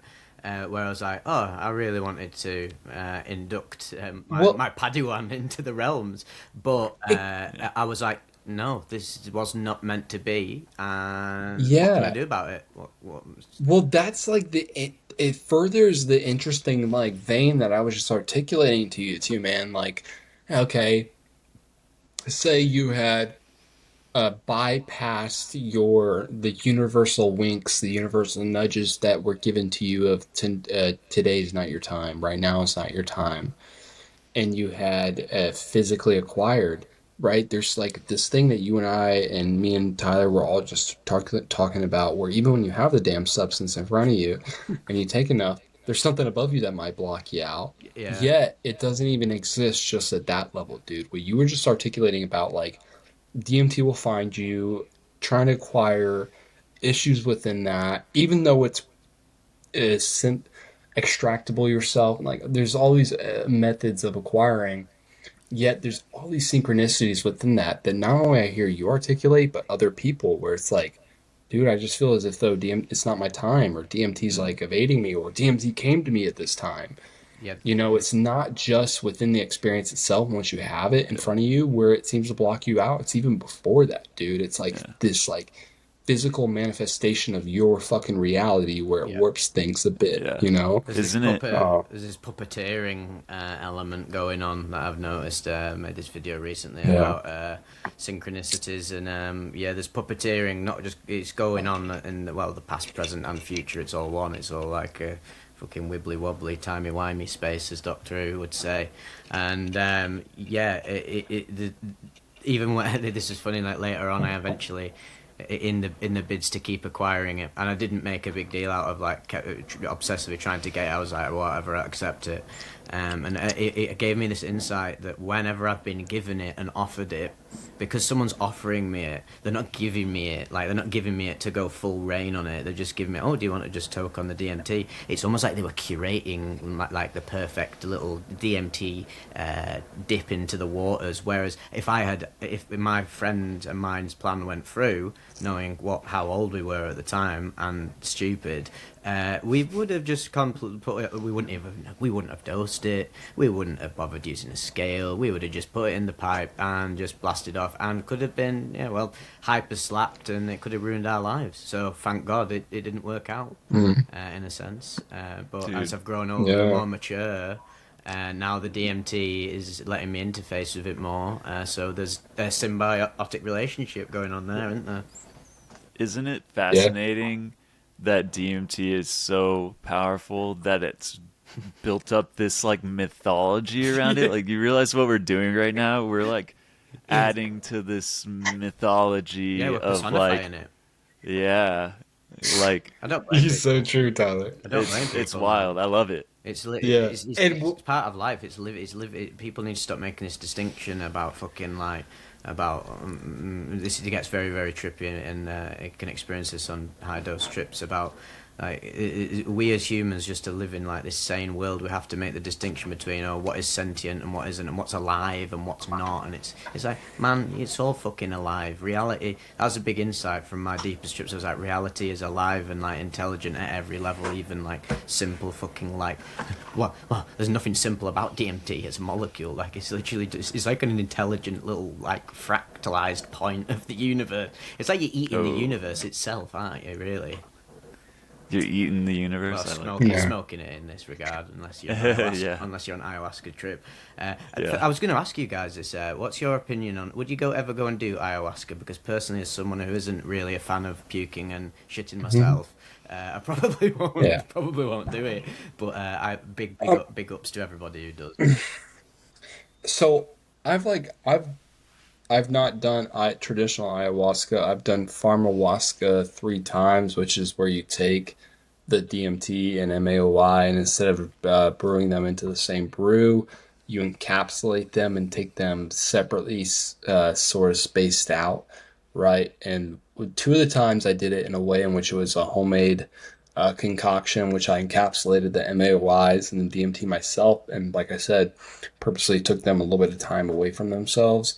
And then another one, the third time, was a product in which it was already, both were already encapsulated, and the DMT had a slight time release capsule within the MAOI capsule, this kind of like weird technology, right? So that's like, I have like, it's, I would say a bit, it's not, I don't have experience with traditional pharmawaska, or I'm sorry, ayahuasca within the jungle, right? And there's this like saying that real ayahuasca is like experience. You haven't done ayahuasca until you've done it in the jungle, I think is the saying that some people have. And so like with that being said, I'm very curious, and it's something I probably will try at some point and like talk to you guys about and Oh report yeah. on. But Yeah. I've done lots of regular DMT, and then I've also done this pharmawaska 3 times now.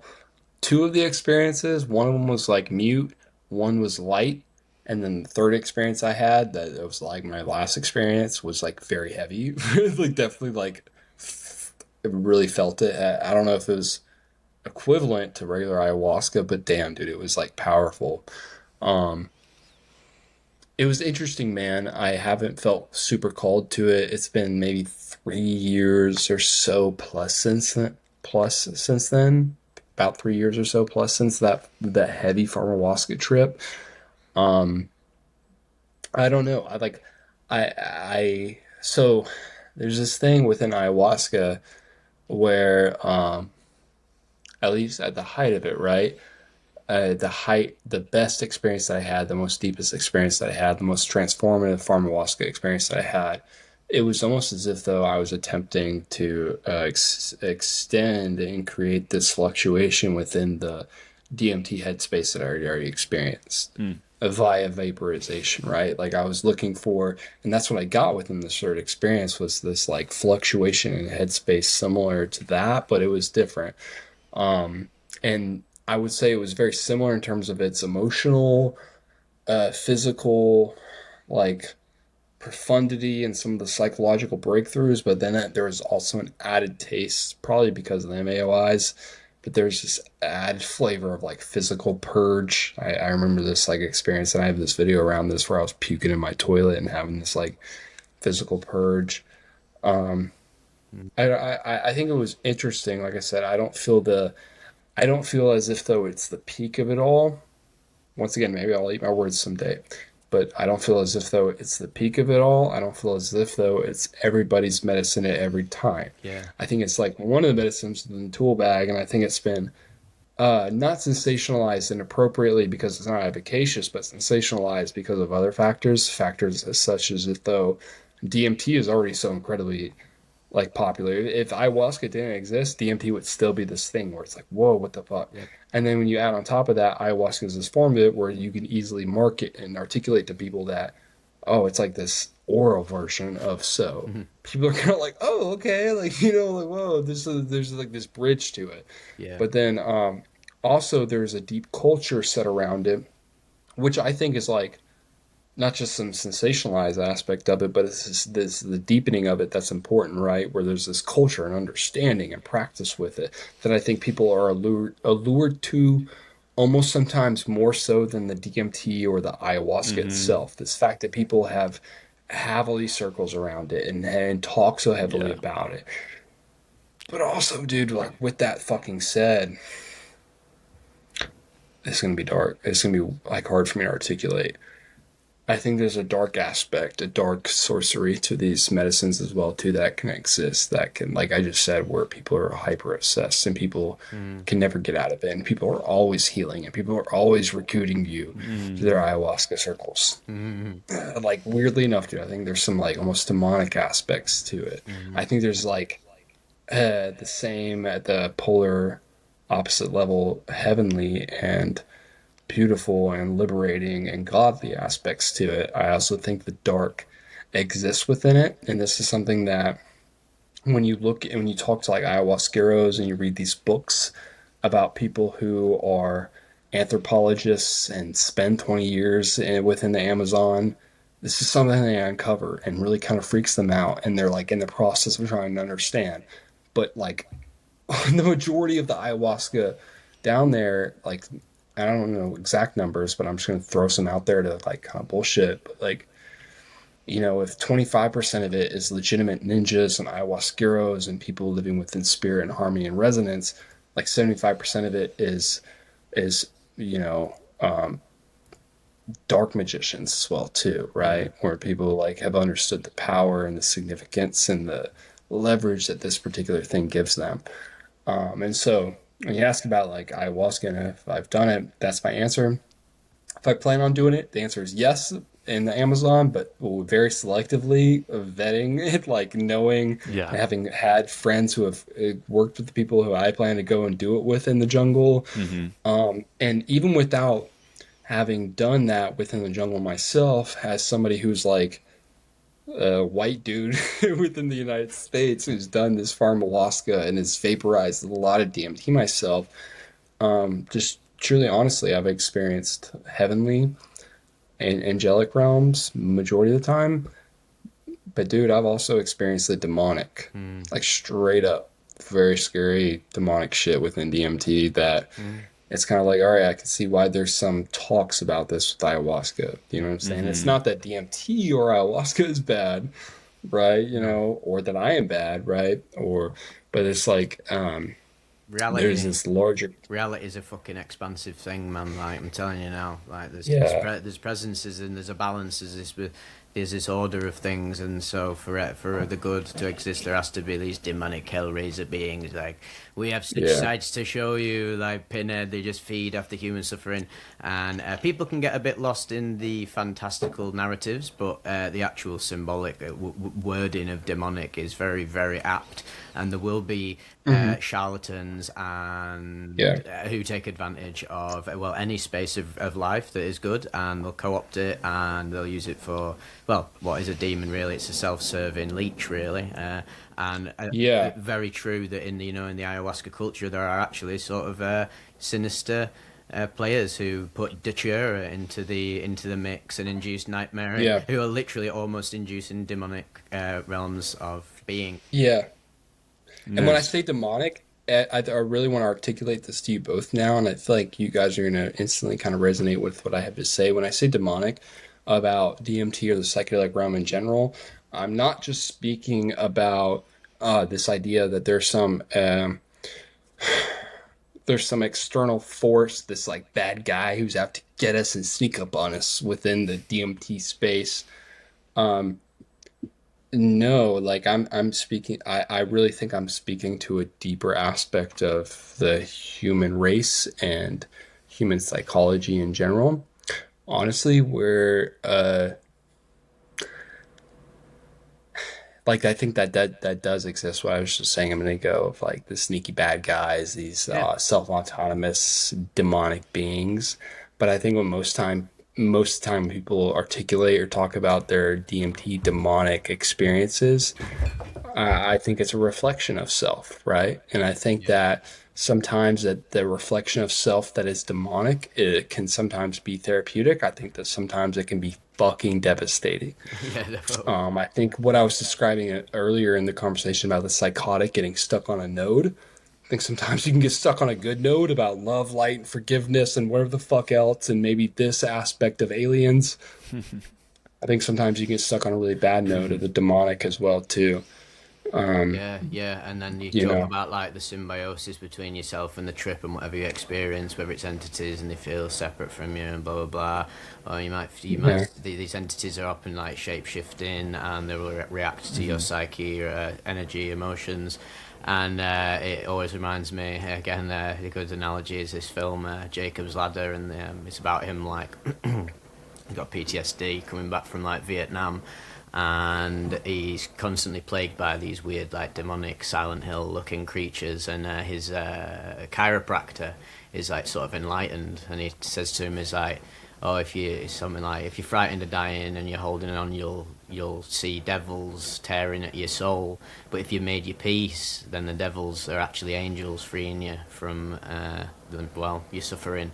And that's why oftentimes you see these trip reports where people have these experiences of demonic literal entities in front of them, and the only thing you can do is love them to death, and that takes a lot of courage. And it's not as easy just being like, I love you. They're gonna fucking like they're gonna really challenge you, like, can you actually love me? And that's deep tripping that. Yeah. And that Whoa. produces some of the some of the most transformative experiences. And this is how people become fucking yogis. This is how people become sages, because that is an aspect to this psychedelic trip that's very, very hard to counter. Fucking preach for Or- that. What planet are you from, bro? Still figuring it out. Probably Zeta Reticuli with all my other mates. You mentioned like that kind of work. Oh, did we lose you, Gabe? They've taken him. Oh no, they're back. Okay. They Good. They We're sent good. him back from the ship. I was gonna I'm say good, guys. What you said perfectly segues how like learning to work with these forces can make someone become like a yogi. That's what a good curandero or ayahuasca shaman is known for, and that's fascinating to me. That like you hear stories of like, oh, I was experiencing this kind of scary, dark, demonic force, but and the shaman somehow picks up on that, and he like goes like blows them away or plays like a song, and it works. Like that's crazy to me. Yeah. And you so know- The woof is so mind blowing. Yeah. Woof. Oh God, I love that you say that, Tyler. Yeah. The woof. I've heard about that for years. I've never experienced it. Somebody actually tried to do it on me whenever I was in ceremony, and they were like one of the facilitators. I didn't experience anything. I was like closing my eyes when they were doing that within light language as well too. I didn't experience anything. It wasn't that this person wasn't tapped in or wasn't doing something. I just like, but there was one time, this is several months ago, I was on psilocybin. My girlfriend was I was on a really large dose of psilocybin. My girlfriend was giving me a massage and like really digging in there deep. And for some reason, dude, I don't know why, but like a lot of times, like me and my girlfriend have found this. The combination of serotonergic psychedelics and like heavy, deep massage, Oh yeah. the two of those put together lead to like intense visuals. And not all the time, but pretty commonly, like this intensified visual aspect. And she was massaging me, and I had this serpent come in, and I've had serpents come in lots of different ways. It's something that comes out a lot within my like paintings and artwork, is these serpents, these snakes. But this certain serpent came in that didn't feel necessarily benevolent, but a bit like mischievous and gestury, and a bit like, and I'd never done this before, Tyler. Like but I had like heard about it, and I had fucking fucked around within vocal, like just like this right now, conversations. You know what I mean? Like, and I did that while my girlfriend was massaging me. I was like, I had my eyes closed, and I saw this serpent, and I said, and dude, like it went away. holy shit, that's so You know what I'm cool. saying? That's But, so like, fucking and cool. I've been able to replicate it since. Yeah.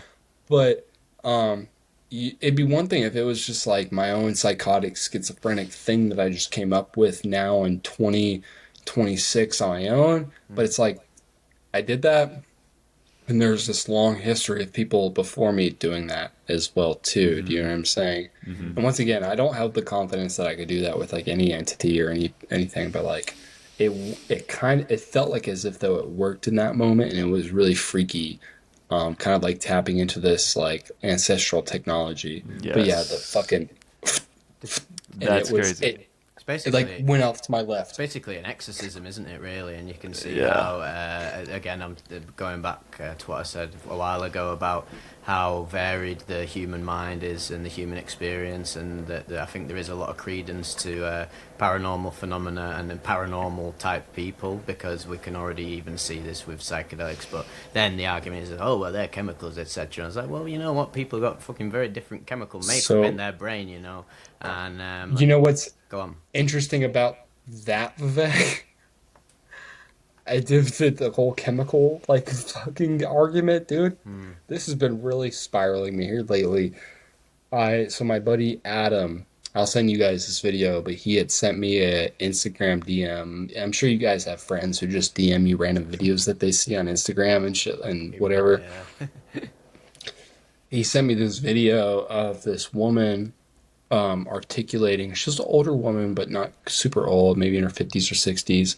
But she was speaking about how her father has had for several years this element, that this aspect, this form of dementia, and via consistent low dose DMT, he went from essentially being almost gone to like almost having fully come back at this point, right? Like that, I messaged him back. I remember being like, dude, this is beautiful. Like, in medicine, whatever. I forget my response, something along the lines of that. But I was like, it immediately sent me down this rabbit hole of like re-adventuring down Alzheimer's and DMT because I'm sure you Vivek and you Tyler have seen at times the course of our psychonautic careers these interesting tidbits of scientific research around like ibogaine for opiate addiction for heroin addiction or psilocybin for depression and things like that. And there's like this kind of like large encompassing thing where we can kind of like feel it and we can see how, oh, I felt that, or that it maybe probably is efficacious, or right, like there's not the full scientific understanding, but we can kind of see it. I saw this video where this lady was articulating that her father had been essentially brought back from Alzheimer's dementia by DMT, right? Uh, and it sent me down this rabbit hole where I was like going back down this research of DMT and on Alzheimer's, man.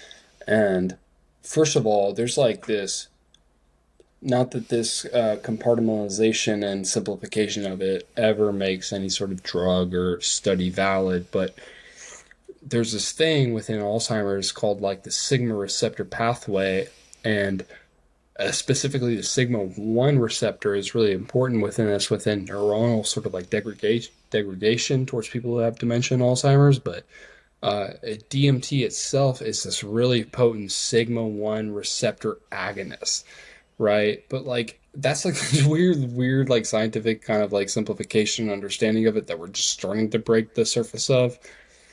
But dude, like I don't know, like if I felt like and it's happening to people at younger and younger ages now. It used to be something that just happened to people when they were 70 or 80, was getting dementias or all Alzheimer's. But there's this recent study where people in their fucking 30s here in the United States are getting dementias and Alzheimer's. I feel as if though, like if I had dementia or Alzheimer's, I would intuitively float towards DMT as like a medicine. I don't know why. Maybe it's because like maybe I'm destined to float out of here anyways, and I want to have that connection with spirit on the way out, right? Yeah. But I think anyways, there's like all the hallucinogenics that are the constructive drugs, the hallucinogenics, dissociatives, psychedelics, whatever. The reason they can be used in therapy is on a scientific level, they do synergize with parts of your brain that can alleviate certain conditions, don't they? Pretty much. Ketamine, neuroplasticity, doesn't even have to be a drug, does it? You know, like it's a fucking drug, man. It's something you consume. You either consume constructive stuff, good food, good drugs, or you consume McDonald's and you consume fucking heroin, like medicine. Have you? One of the things that kicked in for me that like I'm thinking about making a video around this particular topic. I've actually reached out to a couple of people that I've seen videos make these sensationalized viral videos about DMT and Alzheimer's about this. But so, have you guys ever heard of the phenomenon of terminal lucidity? No, but that sounds get in. Sounds like a good band name. You've probably heard of this once I describe it. You've probably heard of this once I describe it, but essentially it's where somebody can have a either short or really long-term battle with dementia or Alzheimer's.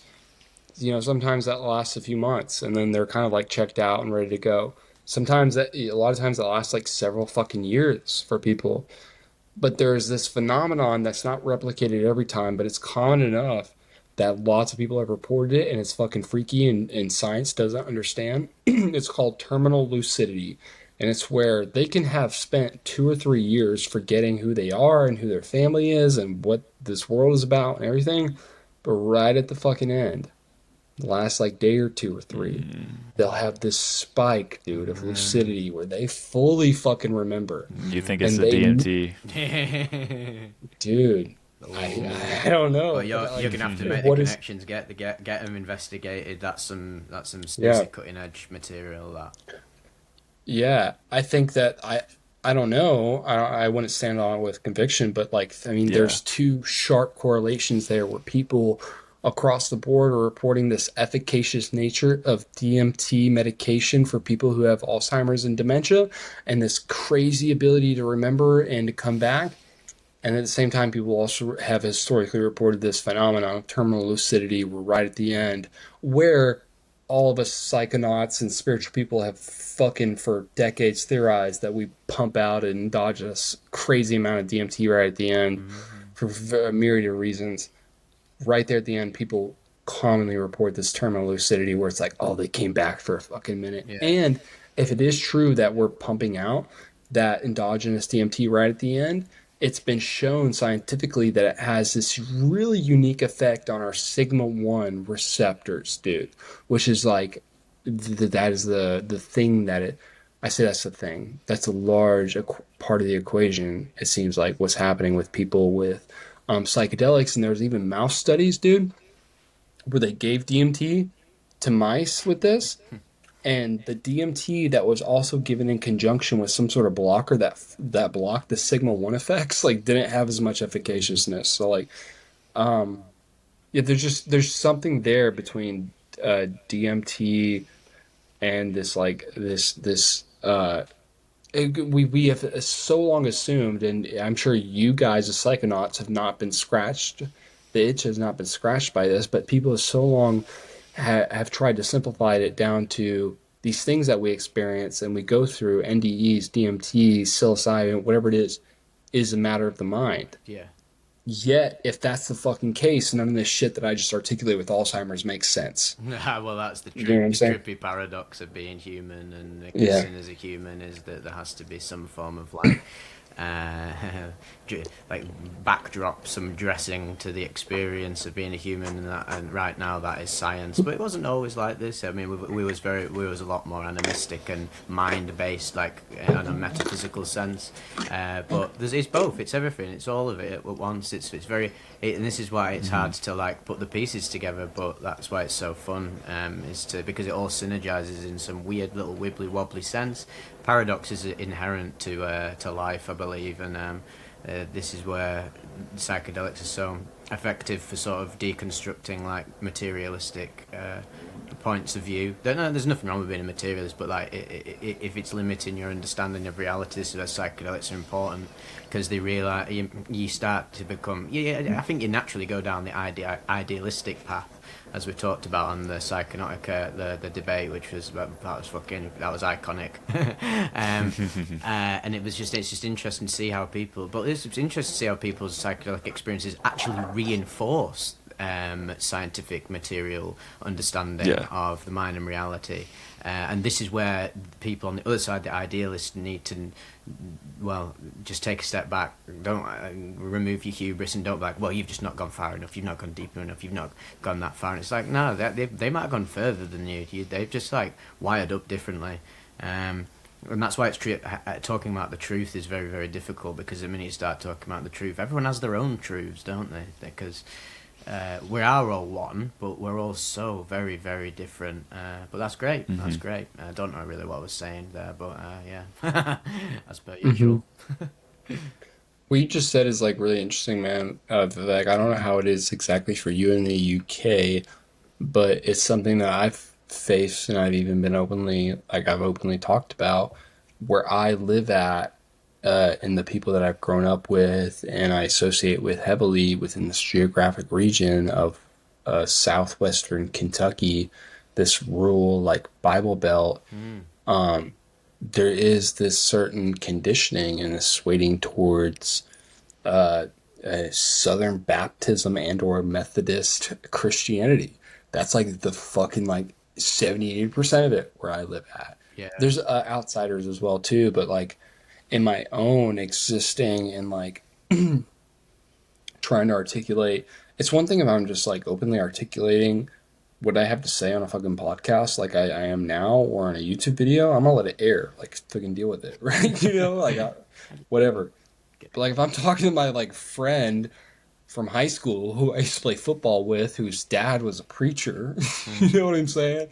Like Yeah. that's a completely different conversation to Yeah. articulate to him like Yeah. DMT, Oh bro. yeah. And it's so interesting to see like how to if I like just like having this conversation with you guys is like almost refreshing because it's like, all right, here's my brothers who've Yeah. been there, the guys get it. But with guys like that, it's like I don't see myself as in any way superior or him superior or anything, but like this No. guy just lives a different reality than me It's from me. fascinating, isn't it? Under Yeah, it's just like, well, it's fascinating. Like, it's like being fascinated by a fucking, like, yeah, it's like by an animal. Like, why are we fascinated by, like, every other life form? Because it had yeah, a completely different experience of life. And yeah, bring that to humans. Like, I absolutely love being around people who I'm, like, completely politically opposed to, like, in my own head. Because I'm yeah. just not a debater, I'm not an arguer.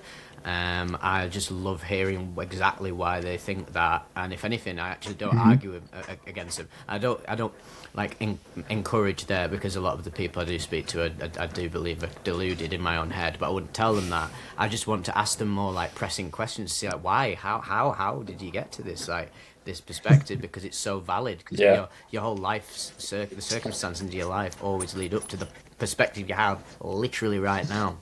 And I've been through many different perspectives of my own, and it's just important for us to listen and understand of others who have radically different experiences. And I really liked that Trip Whip podcast he did recently with the fellow who had schizophrenia, and he described what it was like to have that. That was so eye opening. Very highly recommend anyone listening to this watches that, because how much does the average person know about what it's like to have schizophrenia? Probably not. You just got it from fucking films and culture. Imagine like watch that podcast. Listen, it's called Exo Rad Magical, and he explains what it's like to experience schizophrenic entities and have a schizophrenic mindset. The guy is a hero. He's awesome. He seems he's like navigated that like challenge in his own psyche so well, and we should listen to people more like that. We need to listen to more Hmm. Yeah. weirdos. More weirdos, please. Less normies. And I think this kind of thing helps me a lot in my integration of my experiences to be able to hash it out with people like you, and like alienation that I've dealt with. I feel like because I can talk to you guys and like feel normal, or we can feel weird together, that I'm able to approach people who don't share that mindset in a less desperate way. Where Yes. like Yeah.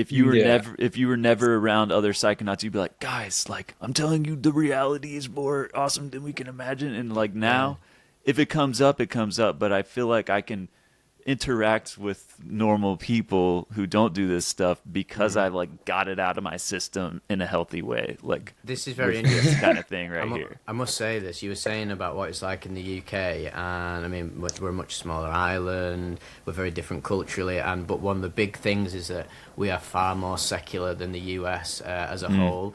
Mm. Perhaps this may be a generalization, but just based upon my life experience, most people who I speak to are atheistic on top, agnostic, spiritual, and then I would say like very basically Christian, very basic, not like hardcore Bible Belt That's stuff. so interesting, And man. that That's so and interesting and because I would say, how much does that tie into like the understanding of like psychedelics, so doesn't it? Because they're the people, the atheists and the agnostics and the spiritual people are going to be more on board with it, and even like the basic Christians. But then you've got like the really hardcore people like from where you're from who would probably think, oh, this hmm, is the fucking devil's work, man, or some shit. yeah, that's so interesting to hear you say, man. Because like, and I'm sure that Tyler's. I don't know. Tell me, man.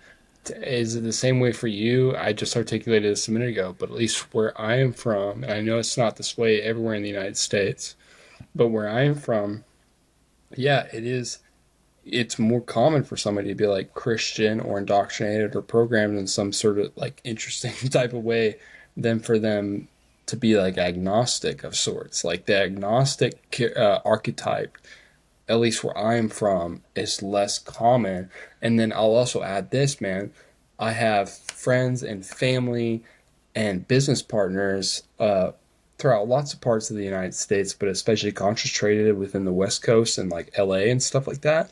And these people that I know within LA who are even within this psychedelic spiritual community, it's weirdly starting to become kind of similar like Christianity, where there's this like dogmatism to it. There's this like cultishness to it. You know what I'm saying? Yep. Anyway, is it the same way for you, Tyler? It depends where you go, because like for me, the closer you are to the city, the more secular it becomes. But then you drive out like 40 minutes south, like where I grew up in a place called Alvin, Texas, which is like pretty much on the edge of being rural versus suburban. And it was very much like that over there. And so I feel like in the average encounter I have with people at work, it's like a mixed bag. But I would say it's pretty cosmopolitan here. Fucking Texas is basically like the UK, isn't it? In the size of it, like that's absolutely crazy. Well, Texas is probably bigger if you take it all into consideration. So, as far as my life is concerned, I actually run into psychonauts a lot more than I think my American like counterparts do. In my Discord, a lot of people, and heart goes out to them. They feel very alienated, and people on Instagram, and all I guess many of my followers take solace in Vivec and all. Well, all of us as psychedelic content creators, because as we were saying all the way back, it's refreshing to know that there's people out there like yourself who've gone beyond the pale. But in the UK, because it's just very different culture, and I'm big into raving and festivals, and they're so synonymous, aren't they? It's just a smaller, more compact place. I run into psychonauts all the time. It's very, very fascinating, actually, versus what's it like I get people messaging me from fucking, I don't know, like Montenegro, and they haven't lived they're like the only person in the whole country who's done DMT or whatever. Something extreme like God bless that guy. He must feel like an alien. Jesus. Well, yeah. Dude, what a pioneer though. Because right, we think we're pioneers, or we've paved the way for other pioneers. Nah. Dude, imagine being a fucking dude from like you said, Montenegro, wherever, and there's literally nobody else within your community. Yeah. Nobody else online are willing to be, and you're like, I'm Psychonaut.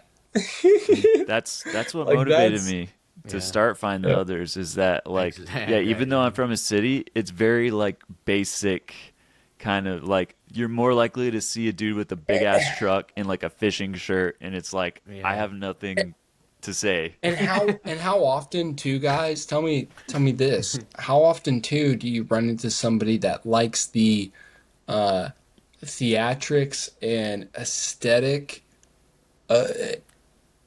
The honestly mostly the theatrics and the aesthetic of being a sort of like psychonaut without truly being that. Do you run into that a little bit as well too? Oh, I got that in Japan. Because I run into that. Japan was a big one for that, but actually it was in a very different like context. Like whereas versus the West is like, we were talking before about the pseudo spiritualism and the psychonautic aesthetic and just more identity stuff. If it's like a clique, it's like being a punk or a goth or whatever, and there's different degrees of like authenticity in them cliques.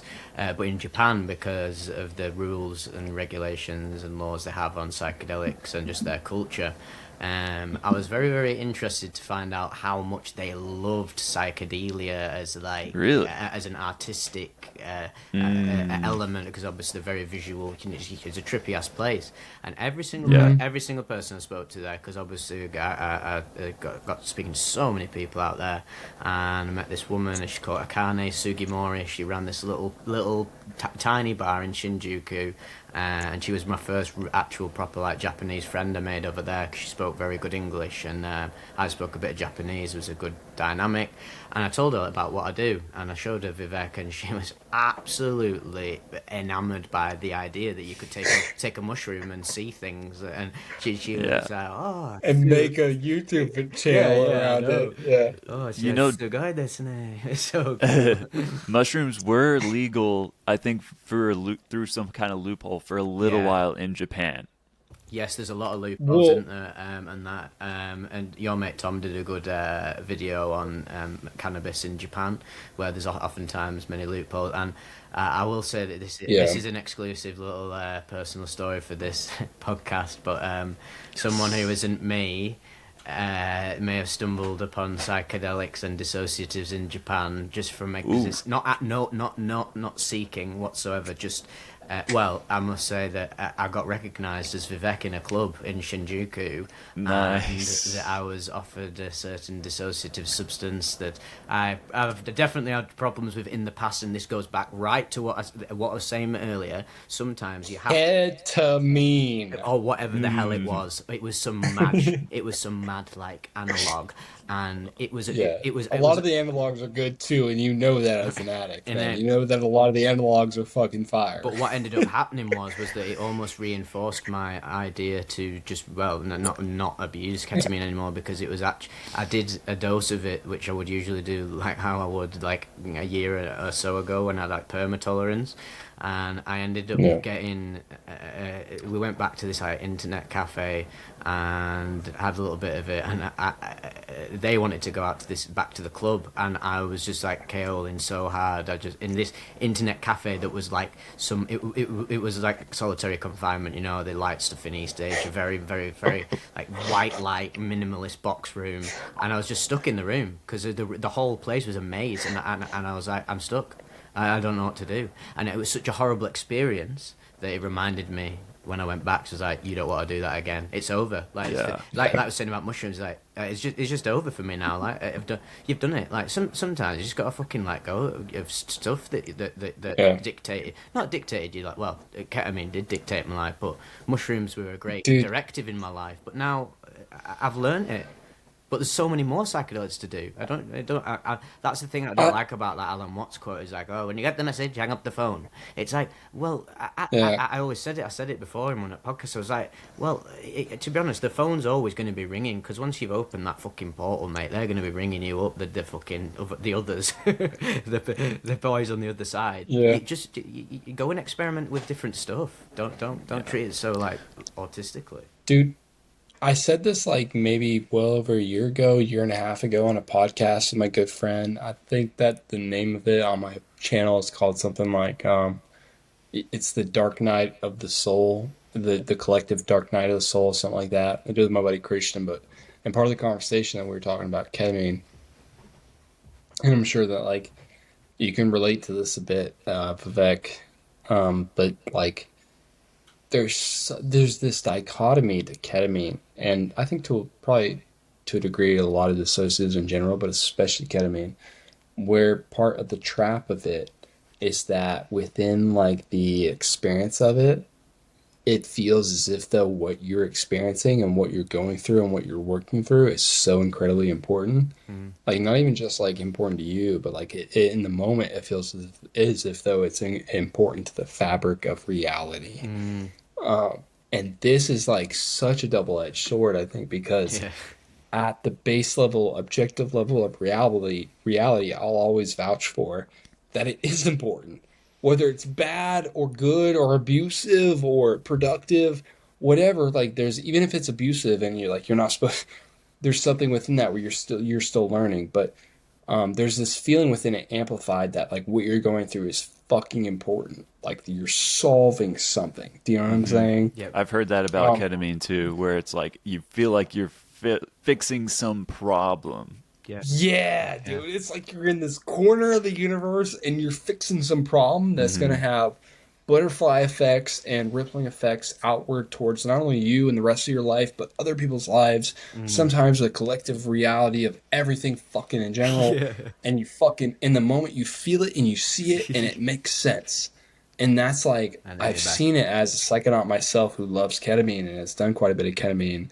I can see how that becomes a trap as well, too. And there's Where it's like, there's delusions of grandeur as well, because I mean, who's yeah, the most famous ketamine addict right now is Elon Musk by far. The man. Oh, If you so study, right. Dude, let's talk about if you that. study his if you Yes. as a ketamine addict who's gone through many like god complexes and delusions of grandeur and twisted narratives Yeah. and almost psychosis, the man is clearly within that realm that You can see it. I was in. You can see it in his body, you can see it in his Yeah. face, you can see it in his language. Mhm. You compare how he was 10 years ago to how he is now. So He is on the sharp edge of the sword of ketamine. yeah, me and my buddy is also experiencing within these things. We were recently just having a conversation about this man, Elon in particular, and like, yeah, I was describing a little bit ago about the spectrum that exists within the DMT space, right? Where sometimes I think the influences and the things that are tapping into you are superbly divine and all the things. I think that sometimes they're also kind of like demonic, and sometimes that's just a lesson within itself, right?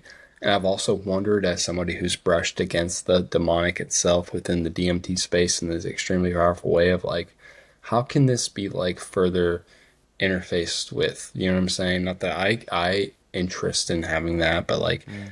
how do people further interface with this? Because that is something that's talked about, and especially with and this is just DMT in particular I'm talking about, but like, ah, once again, like, dude, I've so many spaces that I've run with and ran in with. I'm like, ketamine has been a light for me at times, but I've also seen some of the most like powerful people I know, dude, do a lot of ketamine. Mm. Um,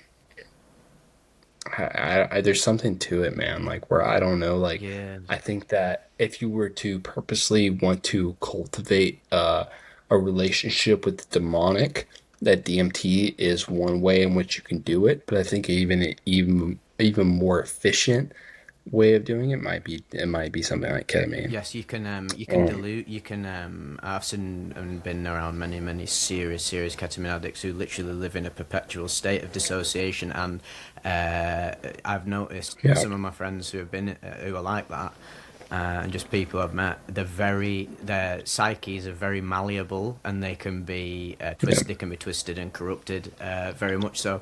It's that you know all them cults in the past, very much 60s, 70s, Manson, etc. Oftentimes they'd use psychedelics. I mean, we know all about the CIA, MK Ultra.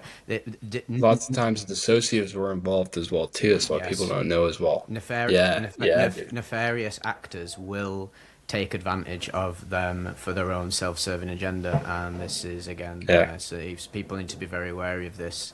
There are dark forces at play. We must fight the good fight. I was going to ask you, Tyler, Go pee one more time. I'm gonna go pee one more time, go guys. on, have a Okay. good one. Have you ever experimented with dissociatives yourself?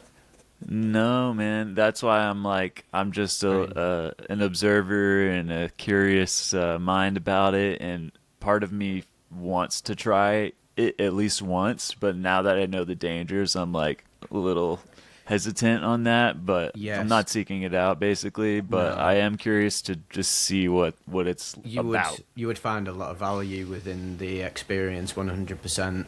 It's very hallucinogenic. I mean, ketamine is the king of all dissociatives, and it must be said that it takes a very long time to abuse it and start experiencing the physical repercussions. Not that that justifies abusing it, but Right. just in an isolated sense, if you can use, I mean, the best way would be to have ketamine infusions in a therapeutic sense, if you could, because they're controlled, and if they're controlled, then that inhibits the addiction, because the addiction comes from the fact that you can go and ring up some guy down the road. 'Cause Yeah. in the Yeah. UK, the big thing is the fact that the ketamine it's £10 for a gram, versus in Japan it was £120. So Wow. that's Interesting. in Japan, like, you're not going to get ketamine addicts. In the UK, we're having a housing crisis. We're having the worst, a seriously derailed economy. We're having political strife. It's going to shit, and I can see why ketamine captures so many people's lives, not just because it's cheap, but because everybody wants to dissociate from the pain and suffering and living in shithole England. It seems So like it's interesting kind of insight. more escapist, right? It's ultimate escapism. Yeah. And And you can scary. see how escapism would drive the economy of it all far more than just a sporadic experimentation or insight would, right? Like somebody who truly takes ketamine on occasion, even if they're having breakthrough K-hole heroic doses, it's like, dude, you give them an eighth, you give them 3.5 grams, and they're gonna be good for months. You know what I'm saying? Somebody who truly uses it sparingly like that, because even at a couple hundred, 300 milligrams, they're gonna have a K-hole experience, Which right? is mad. But like, That's mad for someone with a perma tolerance, because it's like, yeah, it's weird when I read them trip reports and they're like, well, I cut up about 200 milligram lines of ketamine for the night. yeah, And I'm like, oh my God, I have seen people literally do like gram lines of ket and like it doesn't even touch the sides. And I'm like, that is so much in your body, man. And Yeah. it's one of my, it's sort of become like my second life purpose now, really. It's like, yeah, that on top of Vivec is just expert. There's so little information out there and so little yeah. talking heads talking about ketamine, which is the drug of the minute. Dude. It's the drug of the minute, isn't it, really? Yeah, big Yeah. And party drug too, right? Yes. what you just said about ketamine, dude, like I'll reinforce that in that I don't currently as it is. Maybe at some points I've had a slightly more, but I've never had a huge tolerance to dissociatives or ketamine. There's certain classes of drugs, cannabis, serotonergic psychedelics, that it almost feels as if though I have this innate tolerance I have to take a little bit more to experience the benefits for. Certain things like alcohol and like dissociatives, it feels as if though it's the opposite where I have to take less, right? But with dissociatives, man, like I I forget the point that I was making. So with dissociatives, it feels as if though like when you see somebody get into the state of what were you just talking about, Vivek? I'm so sorry. Somebody, my son just opened my door. What were you I saying? was talking about everything, and then I was just going to say the aliens were back for you when the door opened, and then now I've forgotten everything. Yeah. No, I feel this like tolerance build up thing with ketamine. It reminds me of cannabis in the way that like if somebody has a good tolerance to cannabis, they can like smoke a whole joint in front of your fucking face and be kind of like cool about it. Yeah. Yeah. Whereas if you have a low tolerance to cannabis, you're gonna take a hit off that same joint and be like, dude, how the fuck are you functioning right now? Yeah. Ketamine has entered a similar space, dude, where I've like at events and things like that, witnessed somebody take a line of it where I'm like, holy shit, How have you done I that? would be like, somebody would need to help me home You'd be going if I straight took the in. same line as you. Whereas for you, that's just like you're kind of like warm up, you know? Yeah. So yeah, People. it's interesting to see this normalization and this Absolutely. this way that it's spread within the collective, just within what I was articulating right there, the tolerance aspect that I've seen within individuals within the spaces that I've run with. But It's, yeah, what were you saying, man? It's become like psychonautic cocaine in a sense. Yeah, Ketamine. Hippie crack. psychonautic cocaine. Where people can you can be a daily stoner and you can have this life and you can interface with cannabis very well and medicinally, and you can do that with ketamine. But the problem is that eventually, yeah, you reach a brick wall with cannabis, don't you? Just like, right, I'm just you keep smoking, but you don't get any higher, and the body damage is like, well, it's still damaging your body, but negligible. Versus ketamine, every single time you keep taking, you got to keep taking more and more and more, which means more and more damage. And if that is your medicine of choice, like how bud is for like cannabis is for people, then that becomes your your daily medicine, and actually the medicine's slowly killing you. Because and it's sad. It's sad how a lot of my friends who used to be like stoners, they've now gravitated towards ketamine because I think they always used cannabis as escapism, and then one day cannabis made them go really paranoid and it stopped working and it stopped giving them the euphoria, and then what did they go and do? The brain, like even like subconsciously, automatically goes to the next best escapist tool, and Yeah, Can I that's just it. Can I just Please throw go, in Tyler. one short little anecdote? Because Yeah, I'm sure. someone who's never experienced it. I did have this moment on cannabis one time where I feel like it may have put me into a dissociative state of mind because I was in a car with my girlfriend at the time, and she had this like thing in her, you know how there's like little air fresheners that hang on the mirror, and I was like staring at it, and that shit put me in like this trance meditative. And this is a question I want to ask you guys, is like, is it a trance like state of mind? Because when I experienced this on cannabis, I felt my mind empty completely, and there was so much zen and peace and calm, and I feel like I think of that like hypnotic like sway of that thing, and I feel like I haven't experienced dissociatives, but I feel like that state of consciousness was like maybe kind of like what it is. So It's exactly what I for would me.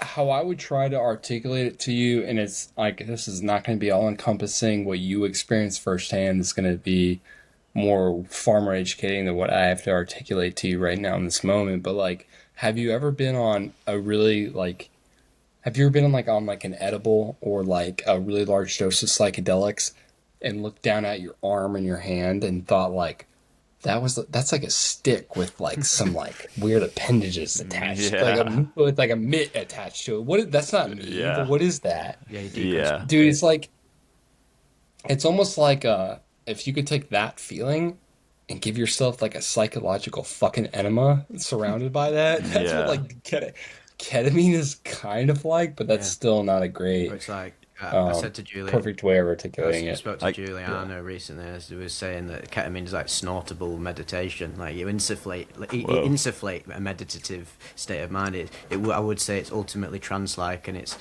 essentially like the most peaceful. The best ketamine experiences are the most peaceful So states of mind because it's completely empty. It's like pure nothingness, and Mm-hmm. it's not like super euphoric, you know, like on DMT or psychedelics where it's like cosmic orgasm levels. It's just like this.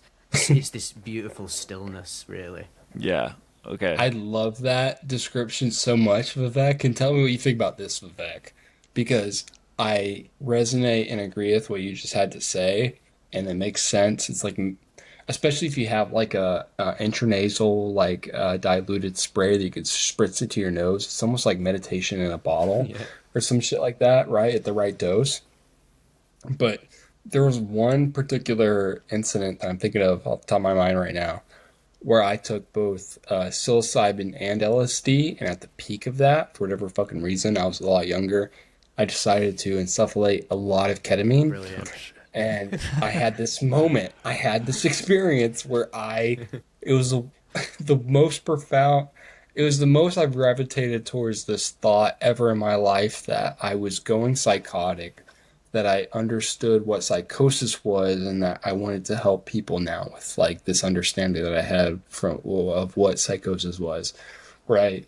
Where it's like, so I say that because like I agree with you, Vivek, in that most doses that I've experienced, even creeping into like the macrodose, it has this Zen meditation in a bottle, a clarity feeling sometimes. But I've also reached this peak on ketamine with and without the help of other substances, where it's been incredibly the most confusing Yeah. experience that I've had in my life.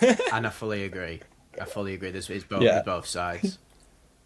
Yeah, it's like both sides at once. It's like this clarity, but also confusion around It's like, it's going off the deep end, isn't it? It's going off the drop off. yeah, You're swimming around. You're by the shore. It's all good, and then the drop off. Then you see the abyss. You go, and yeah, I'm sure if you've experimented quite a lot with ketamine, you've obviously been through them. Like we go through these weird like these machinescape cities. I have when I'm like closed eyes or fully immersed in the K-hole, and often listening to music, and it's very, very subtle, it's not it almost looks like it's made out of like gas for me. Like it's very faded and obscure, but you know there's like these weird forming machines type cities, and you're flying through them. And Josiekins, I believe, as on Psychonaut Wiki, she has what I would say is the very best replication of a K-hole, and anyone listening to this should look it up. and if you just type in like Josiekin's K-hole, let's like try like find a K-hole video online. But no, if you type it in, and yes, it's basically what I'm describing now, like falling through these geometric machinescapes, but they're not like as animated as they are on psychedelics. They're a lot more subtle. You've probably seen something like that, Gabe. Yeah, and like, dude, one of the things that's been unique to me about dissociatives, tell me if you agree with this, Vivek, but like, I've tried lots of different tryptamines, whether it be the classics or the research chemicals. I've also tried lots of different fucking phenethylamines, like, you know, 2Cs and different things, right? Oh yeah, we love the Uh, gypsies. k- Ketamine like doesn't feel like that to me. Nah, Like it's like this like other thing, man. And not that it's it's like completely different. less, yeah, like you just said, it's not that it's totally different. It's not that it's less valid or more valid No. than tryptamines, but it's just this like other thing, dude, that I don't. And I'm still like, as you see right now, I'm trying to articulate it to people, and It sort of proves that like yeah psychedelics are transcendental, and they all have their own different flavors of like transcendence, and yeah. ketamine is transcendence in a whole other like dimension. It's transcendence, but it's in another dimension of like experience, and you get this again on Have you? other like stuff like salvia and etc., which is transcendent in a very like almost Well, distorted, twisted way. and that's what I don't understand, dude. It'd be one thing if that throughout the course of our lifetime as psychonauts and human beings, all we had was this class of compounds with like tryptamines that produces this level of experience. It'd be one thing, dude. Not that it would like make it understandable completely, but it'd make it a little bit more understandable. But there's like also that there's tryptamines, but there's also dissociatives that like you and I are just agreeing on completely different pharmacologically that we don't understand that have completely different effects and societal impact. Mm.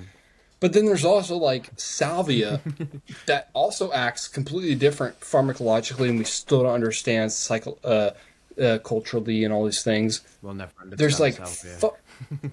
dude, there's fucking like ibogaine that like Yeah, I know. I'm sorry, I know that fucking Joe Rogan's 5'1" ass just stood behind Trump while he signed that, but like most people don't understand what that is still. Not You really. know I what I'm love saying? all the smoke that you have for these guys. In it is class. Going all But out. like on top of that, have you guys seen like these little people mushrooms that people are Yeah, that's experiencing within Southeast Asia? the Where other have big you seen talk. this, Tyler? It's the other big talk. Have you not? Oh, really? You've probably seen this, Maybe, Tyler. maybe. There's these mushrooms, these psychoactive mushrooms that are people within indigenous communities within like the Philippines, Indonesia, and China. And mind you, important, different geographic regions, indigenous cultures have reported this certain type of mushroom Hmm. that's indigenous to their areas that they cultivate and make things out of that makes them see little people. Yeah. It's Mm, So called this has been a big, Lilliputian, and it Lilliputian yeah, hallucinations. mm. Yeah, like Lu- yeah, little gnome, little elf people, but not like DMT. More similar to like fantasy storybook type, like little creatures. yeah. Oh, And okay. what's interesting is that these trips that people have from these mushrooms have been reported for hundreds of years, at least from what we have documented, across different cultures without imprintation from other cultures. Hmm. So, like this person over here in the Philippines was reporting this Right. simultaneously to this dude in China, and they didn't know Independently. of each other yet Yeah. independently. Yeah. And it's all around this like seeing of certain beings and so that, like the University of fucking Utah, lots of people are studying this mushroom right now because it's become Wow. sensationalized within the I past year or I two, haven't Yes. heard about right? it. Yeah, look Yeah. at your mate It's Tom. so interesting. They did a good video on it lately. If you want to look at that, yeah, Who did? your Definitely mate Tom did, and Oh.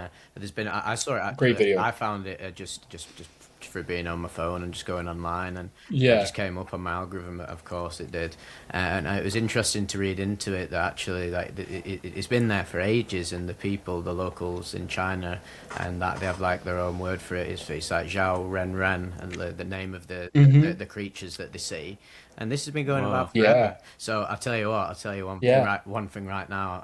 I cannot wait for the first trip report of that to drop. Dude, Dude. If anyone ends up, that's what I if mean anyone though. Like takes we were it, just please, talking about, please send it we're, to me. we're we're just talking about tryptamines and our like somewhat influenethylamines Yeah, and about like where's our that fit? baby our baby level of understanding of tryptamines and phenethylamines, even with like Alexander Shulgin and Terrence McKenna and Timothy Leary and ourselves and all these people involved, we still are at a baby level of understanding of phenethylamines and tryptamines. Hmm. And then we added in the complexity of dissociatives Yeah, that we all three have been, mind boggling around that like people don't know. yeah. Within this new mushroom that I'm talking about right here, dude, people do, it's not tryptamines. It's Mm. not a tryptamine that's causing this experience within people. Okay.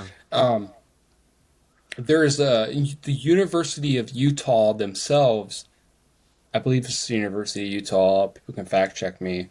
Quick, simple Google search, but they're the closest to identifying and isolating the active compound that is causing this effect within people, Ooh. within this mushroom, and it's not a fucking tryptamine, dude. So like, Wow. but what's interesting, right, is that this is not the first time within human history that a naturally occurring compound has consistently repeated and caused and reproduced the effects of people seeing elves or little people within Mm-hmm. their environment, these hallucinogenic effects, right? And then also, it's not the first time, like something that people have tripped out about a lot, about like, say, like psilocybin, and that we still don't understand, right? Is if like this is some fluke by nature. If psilocybin is some fucking fluke by nature that happened that we're lucky to happenstance across, Mm. there's not some divine intervention. Why did it accumulate and assimilate and bioaccumulate and create itself cross continentally? Mm. Like, why did it do that? Create psilocybin in North America? Why did it also do that in its own unique way in Asia? Mm. You know what I'm saying? If it was just this fucking random fluke, that doesn't make sense that it did it across all these different continents at the same time, right? Mm. Same thing with this mushroom where people are saying little people. Like it happened in fucking China, it's happened in the Philippines, it's happened in Indonesia. If it was just some fucking alkaloidical fluke, why has it happened across all these different geographic regions that these are just the ones that we know about. Yeah. If it's happened in China, Philippines, and Indonesia that we can document and scientifically, equivocally produce the results within a paper for, where else does it happen to? And why is the universe, is the environment and nature producing that, right? Because people want to simplify it down to like, oh, it's a natural fucking like adaptative pressures Yeah. That's that just make psilocybin produce psilocin. that's But it's just like that that's just doesn't really nah. scratch the itch for That's me. just one explanation, really. If you want to get poetic and metaphysical, it's sort of like the universe's cheat codes. It's left for itself to like, well, wake itself up, is what I would say, really. And That's awesome. Yeah. that's the highest level explanation, I would say. Not saying I know everything, but like that's from my Yeah. just own intuition. Like that's would make sense. But that doesn't negate. This is a problem people always forget. Like that doesn't negate the fact that relatively, in the physical domain of our experience, like there are explanations for why mushrooms would do that. But just what I wanted to actually reply to was, like you said, these are just areas that we know of. And look at all these places in the world. I was even the other day going down rabbit hole on Wikipedia, as you do when you can't sleep, and found this country. No, it's in Yemen. It's an island off of Yemen, and it has some of the most unique flora in the whole world. Only on this island. Oh, those What's- weird trees, right? Yeah, that's it. Them dragon trees or whatever they're called. And Dragon blood trees or something. Yeah. that's it. And you're thinking about like, right, extrapolate that to the whole Earth about how little we fucking know about it. And Yeah. there's going to be there's the psychedelics and hallucinogenics more generally out there that we don't even know about yet as a wider culture. Yeah. That are secret, like, well, not secret, but they're just in like little tribes and small gated communities. And that's how we've discovered that the Lilliputian inducing mushroom is eventually the science finally got a hold of it, and we're going to extract See, it. that's why this is the most like fascinating topic in the world. Yeah. You know? Innit? That's It's why. endless. That's why we just spent the last 3 hours yapping about this. Because everything rolls off. Because the brilliance of our niche is that it bounces back and forth because it can all loop back around, and it's so expansive. And this is why you get people from. It's a great niche to be in as creators, because we get people from all walks of life interacting with us. Whereas versus, I don't know, I'm a Minecraft YouTuber. Oh, it's just Minecraft. You've just got Minecrafters, haven't you? Watch you. And the brilliance of psychedelic, psychonautic spirituality is it can be all encompassing for all people, which is really cool. And that's why we've just chatted a load of shit for 3 hours and 13 minutes and 21 Holy shit. That's a new record, That's guys. crazy, dude. That's flown. This It's flown by. It does not feel like 3 hours. No. That is crazy. If we That's could officially. if we could end on one thing, because I do Yeah. have to go in a bit. I did want to say brief thoughts on all the Brian Johnson stuff. If we could do like a Okay. too long wouldn't be, because we had a big. Don't even, Vivek. This needs to be its own podcast. Well, how about we we could touch upon it here, and then we could talk about it in the future, because he's gonna set it up. He's gonna do more stuff that's interesting to talk That's about. true. Personally, just I was speaking with you on our Tyler, and we was very skeptical about it, as I believe a lot of people were, because the presentation of the mushroom stream had this weird sort of like the Mr. Beast thing was a joke, of course, which in hindsight was quite funny. I feel like I now know what he's doing. He's now like trying to like use sort of Gen Z humor and internet humor to like tap into like something that's really deep, because how else do you get people's attention? Because I was his first podcast was a little bit odd, but then the 5-MeO DMT one, I was like, well, this guy's like seriously had a shift in his like consciousness, which is awesome for him and awesome for what he can do with his money for psychedelics. Mm-hmm. That's what. Yeah. So, my one of my close friends here in Kentucky, I'm very fortunate that I have at least one. I have a few, but one in particular here in my geographic region who's very interested and talks to these things about me and is always experimenting and keeping an eye on things. But me and him were talking heavily during this time when Brian Johnson first announced and was like releasing some of the information about like experiments on this. And that, dude, like my feeling around it was that like I noticed. What's up, Bubba? I'll be done here soon. Yeah. Want to say hello, my friend? You're famous, son. Want to say hi? So, man, I'm waving. you're a to you. legend. I'm You're a waving to legend. you We know virtually. about you. You're gonna go. Everyone knows about you. You're gonna go far, my boy. He's only We're going gonna to play side transraves. We're gonna play the fuck out of some Star Wars Battlefront when I get off Oh, this I love podcast, that dude. game. I love that game. Oh, why did you have to say that? But, The jealousy is real. But me and him were talking about and thinking about the Brian Johnson thing, man, and like I don't know if you guys have ever experienced this. This happens to me both with high doses. I say high doses, but even like lower doses, high doses and lower doses of psilocybin and LSD. But it has a therapeutic effect not only on my mind and my spirit and things, but literally on my gut. Like my physical body in general, but like my gut in particular has this like physical therapeutic effect on.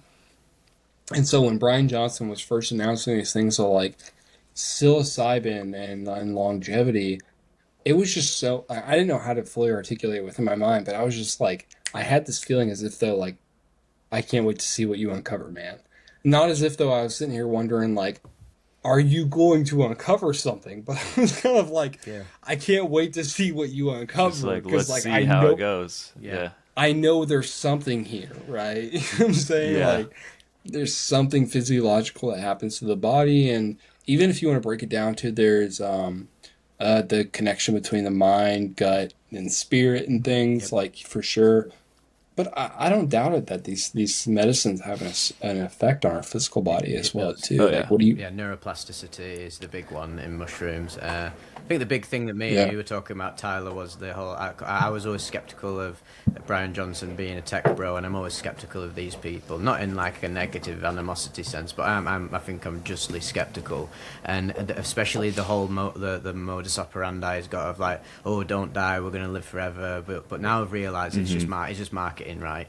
Because it was very yeah, funny for me. It was ironic. I was like, this is like quite antithetical. You're about to take as fucking like God knows, I don't know how many shrooms he took, but he took 5 Yeah. ml. The man's ego was fucking ripped and shredded apart. Like it absolutely 100% was, and like it's interesting that he like had a death experience, but his whole like career is about not dying. But actually now, I think that if you study what he's saying now, it's become more nuanced. It's like let's optimize our health using every technique we can, which I think is very good.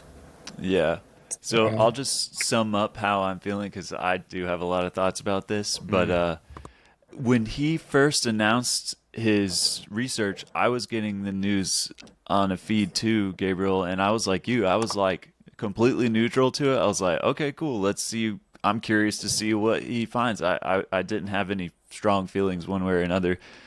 And then during his first trip, apparently he meant to live stream that one, but something didn't happen. So he like wrote it and his girlfriend was like updating it. Oh yeah. And I had zero problem with that. I was like, cool, this is perfect. Like he has the experience and then after he talks about it. And then there was Yeah. something about the like the doing it live and like the whole like tacky like Mr. Beast thing that just I think it now that I realize it, it's like he has every right to do that. It's just in terrible, terrible taste. Yeah. And in my mind, the Yeah. way I think, like, imagine you're tripping and you're hearing the alien cosmic voice of God, and he's like, liking cosmic consciousness? Try Amazon Prime. You know, it's like it's so Dude, antithetical to me. It was I But very got this feeling. very I got this very similar feeling to what you got, but I got this feeling that as if though he might have been somewhat humbled by the fact of like going through it itself and having like have you ever you guys may have had this idea at times as being psychedelic content creators, and I've even followed through with this at times, but I've had this idea at times of like I'm going to record the ceremony. I'm Mm. going to record the experience, and I've been humbled by the fact of like it's not always easy to do that. You know what I'm yeah, saying? yeah. Yes. And at times I've followed through, plenty of times I have not as well too. And I get this feeling from him as somebody who hadn't done it or had it was at least pretty novice by all the rhetoric around it. Yeah. He had this confidence, this like confidence of like I can measure, I can do, I can record in the moment. Hmm. And then when he got in there, kind of like what you were just saying, Tyler, about like all of a sudden his girlfriend was like documenting and shit. Dude, that's Hmm. what I would do when I was tripping. I'd be like, babe, I'd be like, I was supposed to do this Get thing. the scribe. Fuck it. I'm with God. Here's what I'm feeling. Yeah. Yeah. So it's something that I actually asked this guy that I like consider a mentor of mine, Eric Davis. He's like an author. He kind of is in the lineage of Terrence McKenna and stuff. And I was like, "Hey, what do you think about this whole thing?" And he didn't answer. And I was like, maybe he's right. Like maybe this is something I should have just shut the fuck up about and like let it exist. But something that really bothered me about Brian's response to the criticism, he basically said, if you don't agree with how I'm doing and what I'm doing, you're an NPC. And I'm like, come on, That's a bro. bit Like cringe. I hate the Gen that's Z like. That's like some like 13-year-old who just got their first bag of That's like what. psilocybin. That's like how Musk talks, and they're both like, "Fucking come on, you're like 50 something, man. Get yourself together. Yeah. Come on, get a grip." Yeah. so It's that to me was incredibly bad faith. Dude, it's not, but I loved it too because of what you just said. It was interesting to see how that played out at the like micro scale. But larger than that, dude, think about what the platform is about. Live forever. I don't fucking care about living forever, maximizing our lifespan. I personally, like me, dude, I'd rather live like 37 quality years than 84 shit. Yeah. You know what I'm saying? Yeah. Not that Hmm. I'm trying to live for 37 years. I'm not. Like, I think I'll live longer than that. But do you know what I'm Let's saying? And fucking so, like, hope. Totally, yeah. Let's hope.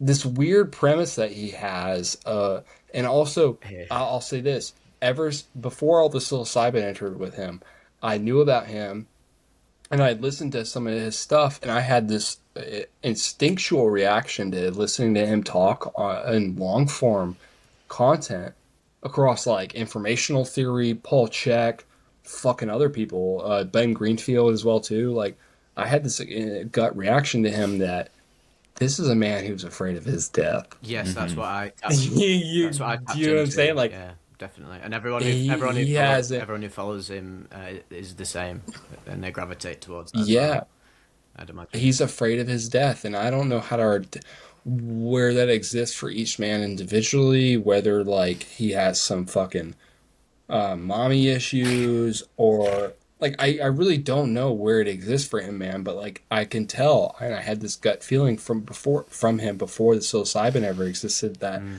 this man is afraid of his death. And so when he was experimenting with the psilocybin and stuff, I was excited about it, Yeah, yeah, but because I also kind think of like, it's. Appreciate the nobility of doing that, but I don't think he actually really had any yeah, idea just how deep it goes. But it's also, right, it's in a few interviews with him now. It's very the way he conveys the psychedelic experience now is much different to, the vernacular he was using beforehand, which was more about like, yeah, let's live forever materialism, and now it's like he's seen the wonder of life in a sense. So if he does, the best course of That's action good. he can take really is that he yeah, uses his immense influence, power, and money to become very active within like the wider psychedelic culture and to stop charlatan fuckheads from yeah. ruining it because he could have become one of them, and if he doesn't become one of them, which I hope he doesn't, if he can do that, So that's like visionary shit. So fair play. this this is a thing for us to brainstorm right here now as Psychonaut guys. This guy right here at the precipice of it all, who is somewhat baby to our realm that we're a little bit more veteran within. Like, how does he uh, navigate? And I know this is individualistic, but like, how does he navigate himself towards the path of light and liberty, rather than this path of like demonic and self satisfaction Oh and yeah, things like that because she's he'll be surrounded by that, won't he? Because of the position he's in yeah, and his world. The world that he lives in will be full of characters and actors and figures like that that can manipulate his yeah, energy or just divert him. So it's actually a very hard position to be in. It's hard. It's hard to be good. It's quite easy to be yeah. evil. It's easy for me to go and rob my neighbor right now, probably. But Well, like I'll probably like get his arrested if buddies I. like Elon Musk are also there with him talking about similar rhetoric, but doing ketamine and But tapping into yeah, doing it in a twisted way. perpendicular spirits to them. Right? Fucking Hitler was doing DMT and tapping into some dark shit. Oh God. Right? You know what I'm saying? Like, Yeah, I all just, of the evildoers end up yeah, manipulating mystical phenomena because why wouldn't they? Like that's where you go back to the yeah. Germans, the Thule Because it's Society. power. Yes, because it's power, isn't it? The ultimate power. Yeah, it's fucking anime Yeah. villains, isn't it? Fuck me, they're everywhere. Yeah. Yeah, dude. Well, I can't believe I opened up that port. That port. Oh, right, yeah. let's I finish think on this 2 minute topic. yeah, we kept it short. I got my main points across. Okay, before we go, I had written a little intro, and I want to We're going use back it in as an time. outro. It's just 2 words. Yeah. Yeah, 2 words. Oh, hello. It's pretty much. Almost done. Don't choose the dark Okay, side. so this is what I wrote as the intro. I wrote, "Gentlemen, we've gathered here today as a council of future elders. At this moment in the time wave, novelty looms large. It's been a pleasure to speak to you guys. I love you." That's Um, all. I love you too. What a sick. That's how trippy we are. We do the intro as the outro. Like there's everything. There's everything about us. We're fucking heads on backwards. But yeah, absolutely love this talk. Best one yet by far. I hope a lot of people listening got a lot out of this and expect more to come. More juicy stuff. Hell There's a yeah, lot of dude. stuff happening in the psychedelic wider culture to talk about now as well. So there's even Mm-hmm. more stuff to dissect. Heck yeah. I Amen. appreciate and love you both. I've always appreciated our conversations together, Defo. where it's really going to be interesting, dude. We're all three so young right now, man. Mhm. Like when we're 40, 50, 60 years old, dude, it's going to be so interesting to see the resonance that all of this has had. We'll And have met the I mean, aliens by we'll have met the aliens by then. I hope. Like, we'll yeah. have gone in the ship by then. I I mean it when I say that, like, I think about you both, and Yeah, I you love you too. both, and I appreciate you both. And yeah, if either of you ever wants to come visit Kentucky, you got a free Yep. room here. Oh yeah, We're So just gonna let me know. we're gonna meet in real life yes, definitely we'll do it. We'll at do. some point. Yes. That is the big plan in it for all the psychonautic creators. I mean, I've got to go over. Like, I'll come over the Vivec US tour. It's brilliant how many Yes. connections I got over there, and yeah, Vivek, if you're flying to the U.S., man, flying to Nashville, I'll come pick you up. It's about an hour from my come house. on, my boy. You can always rely Let's Nashville, go. on Tennessee. my G. Yeah. Sort us out. Yeah, Yeah, it's in the bro. makings. It's in the makings, everybody. Cool. I did. Well, awesome. I All right. appreciate you guys. Nama, Yes, Peace man. out. Much love. namaste, Peace, lads. guys. Cool. Peace.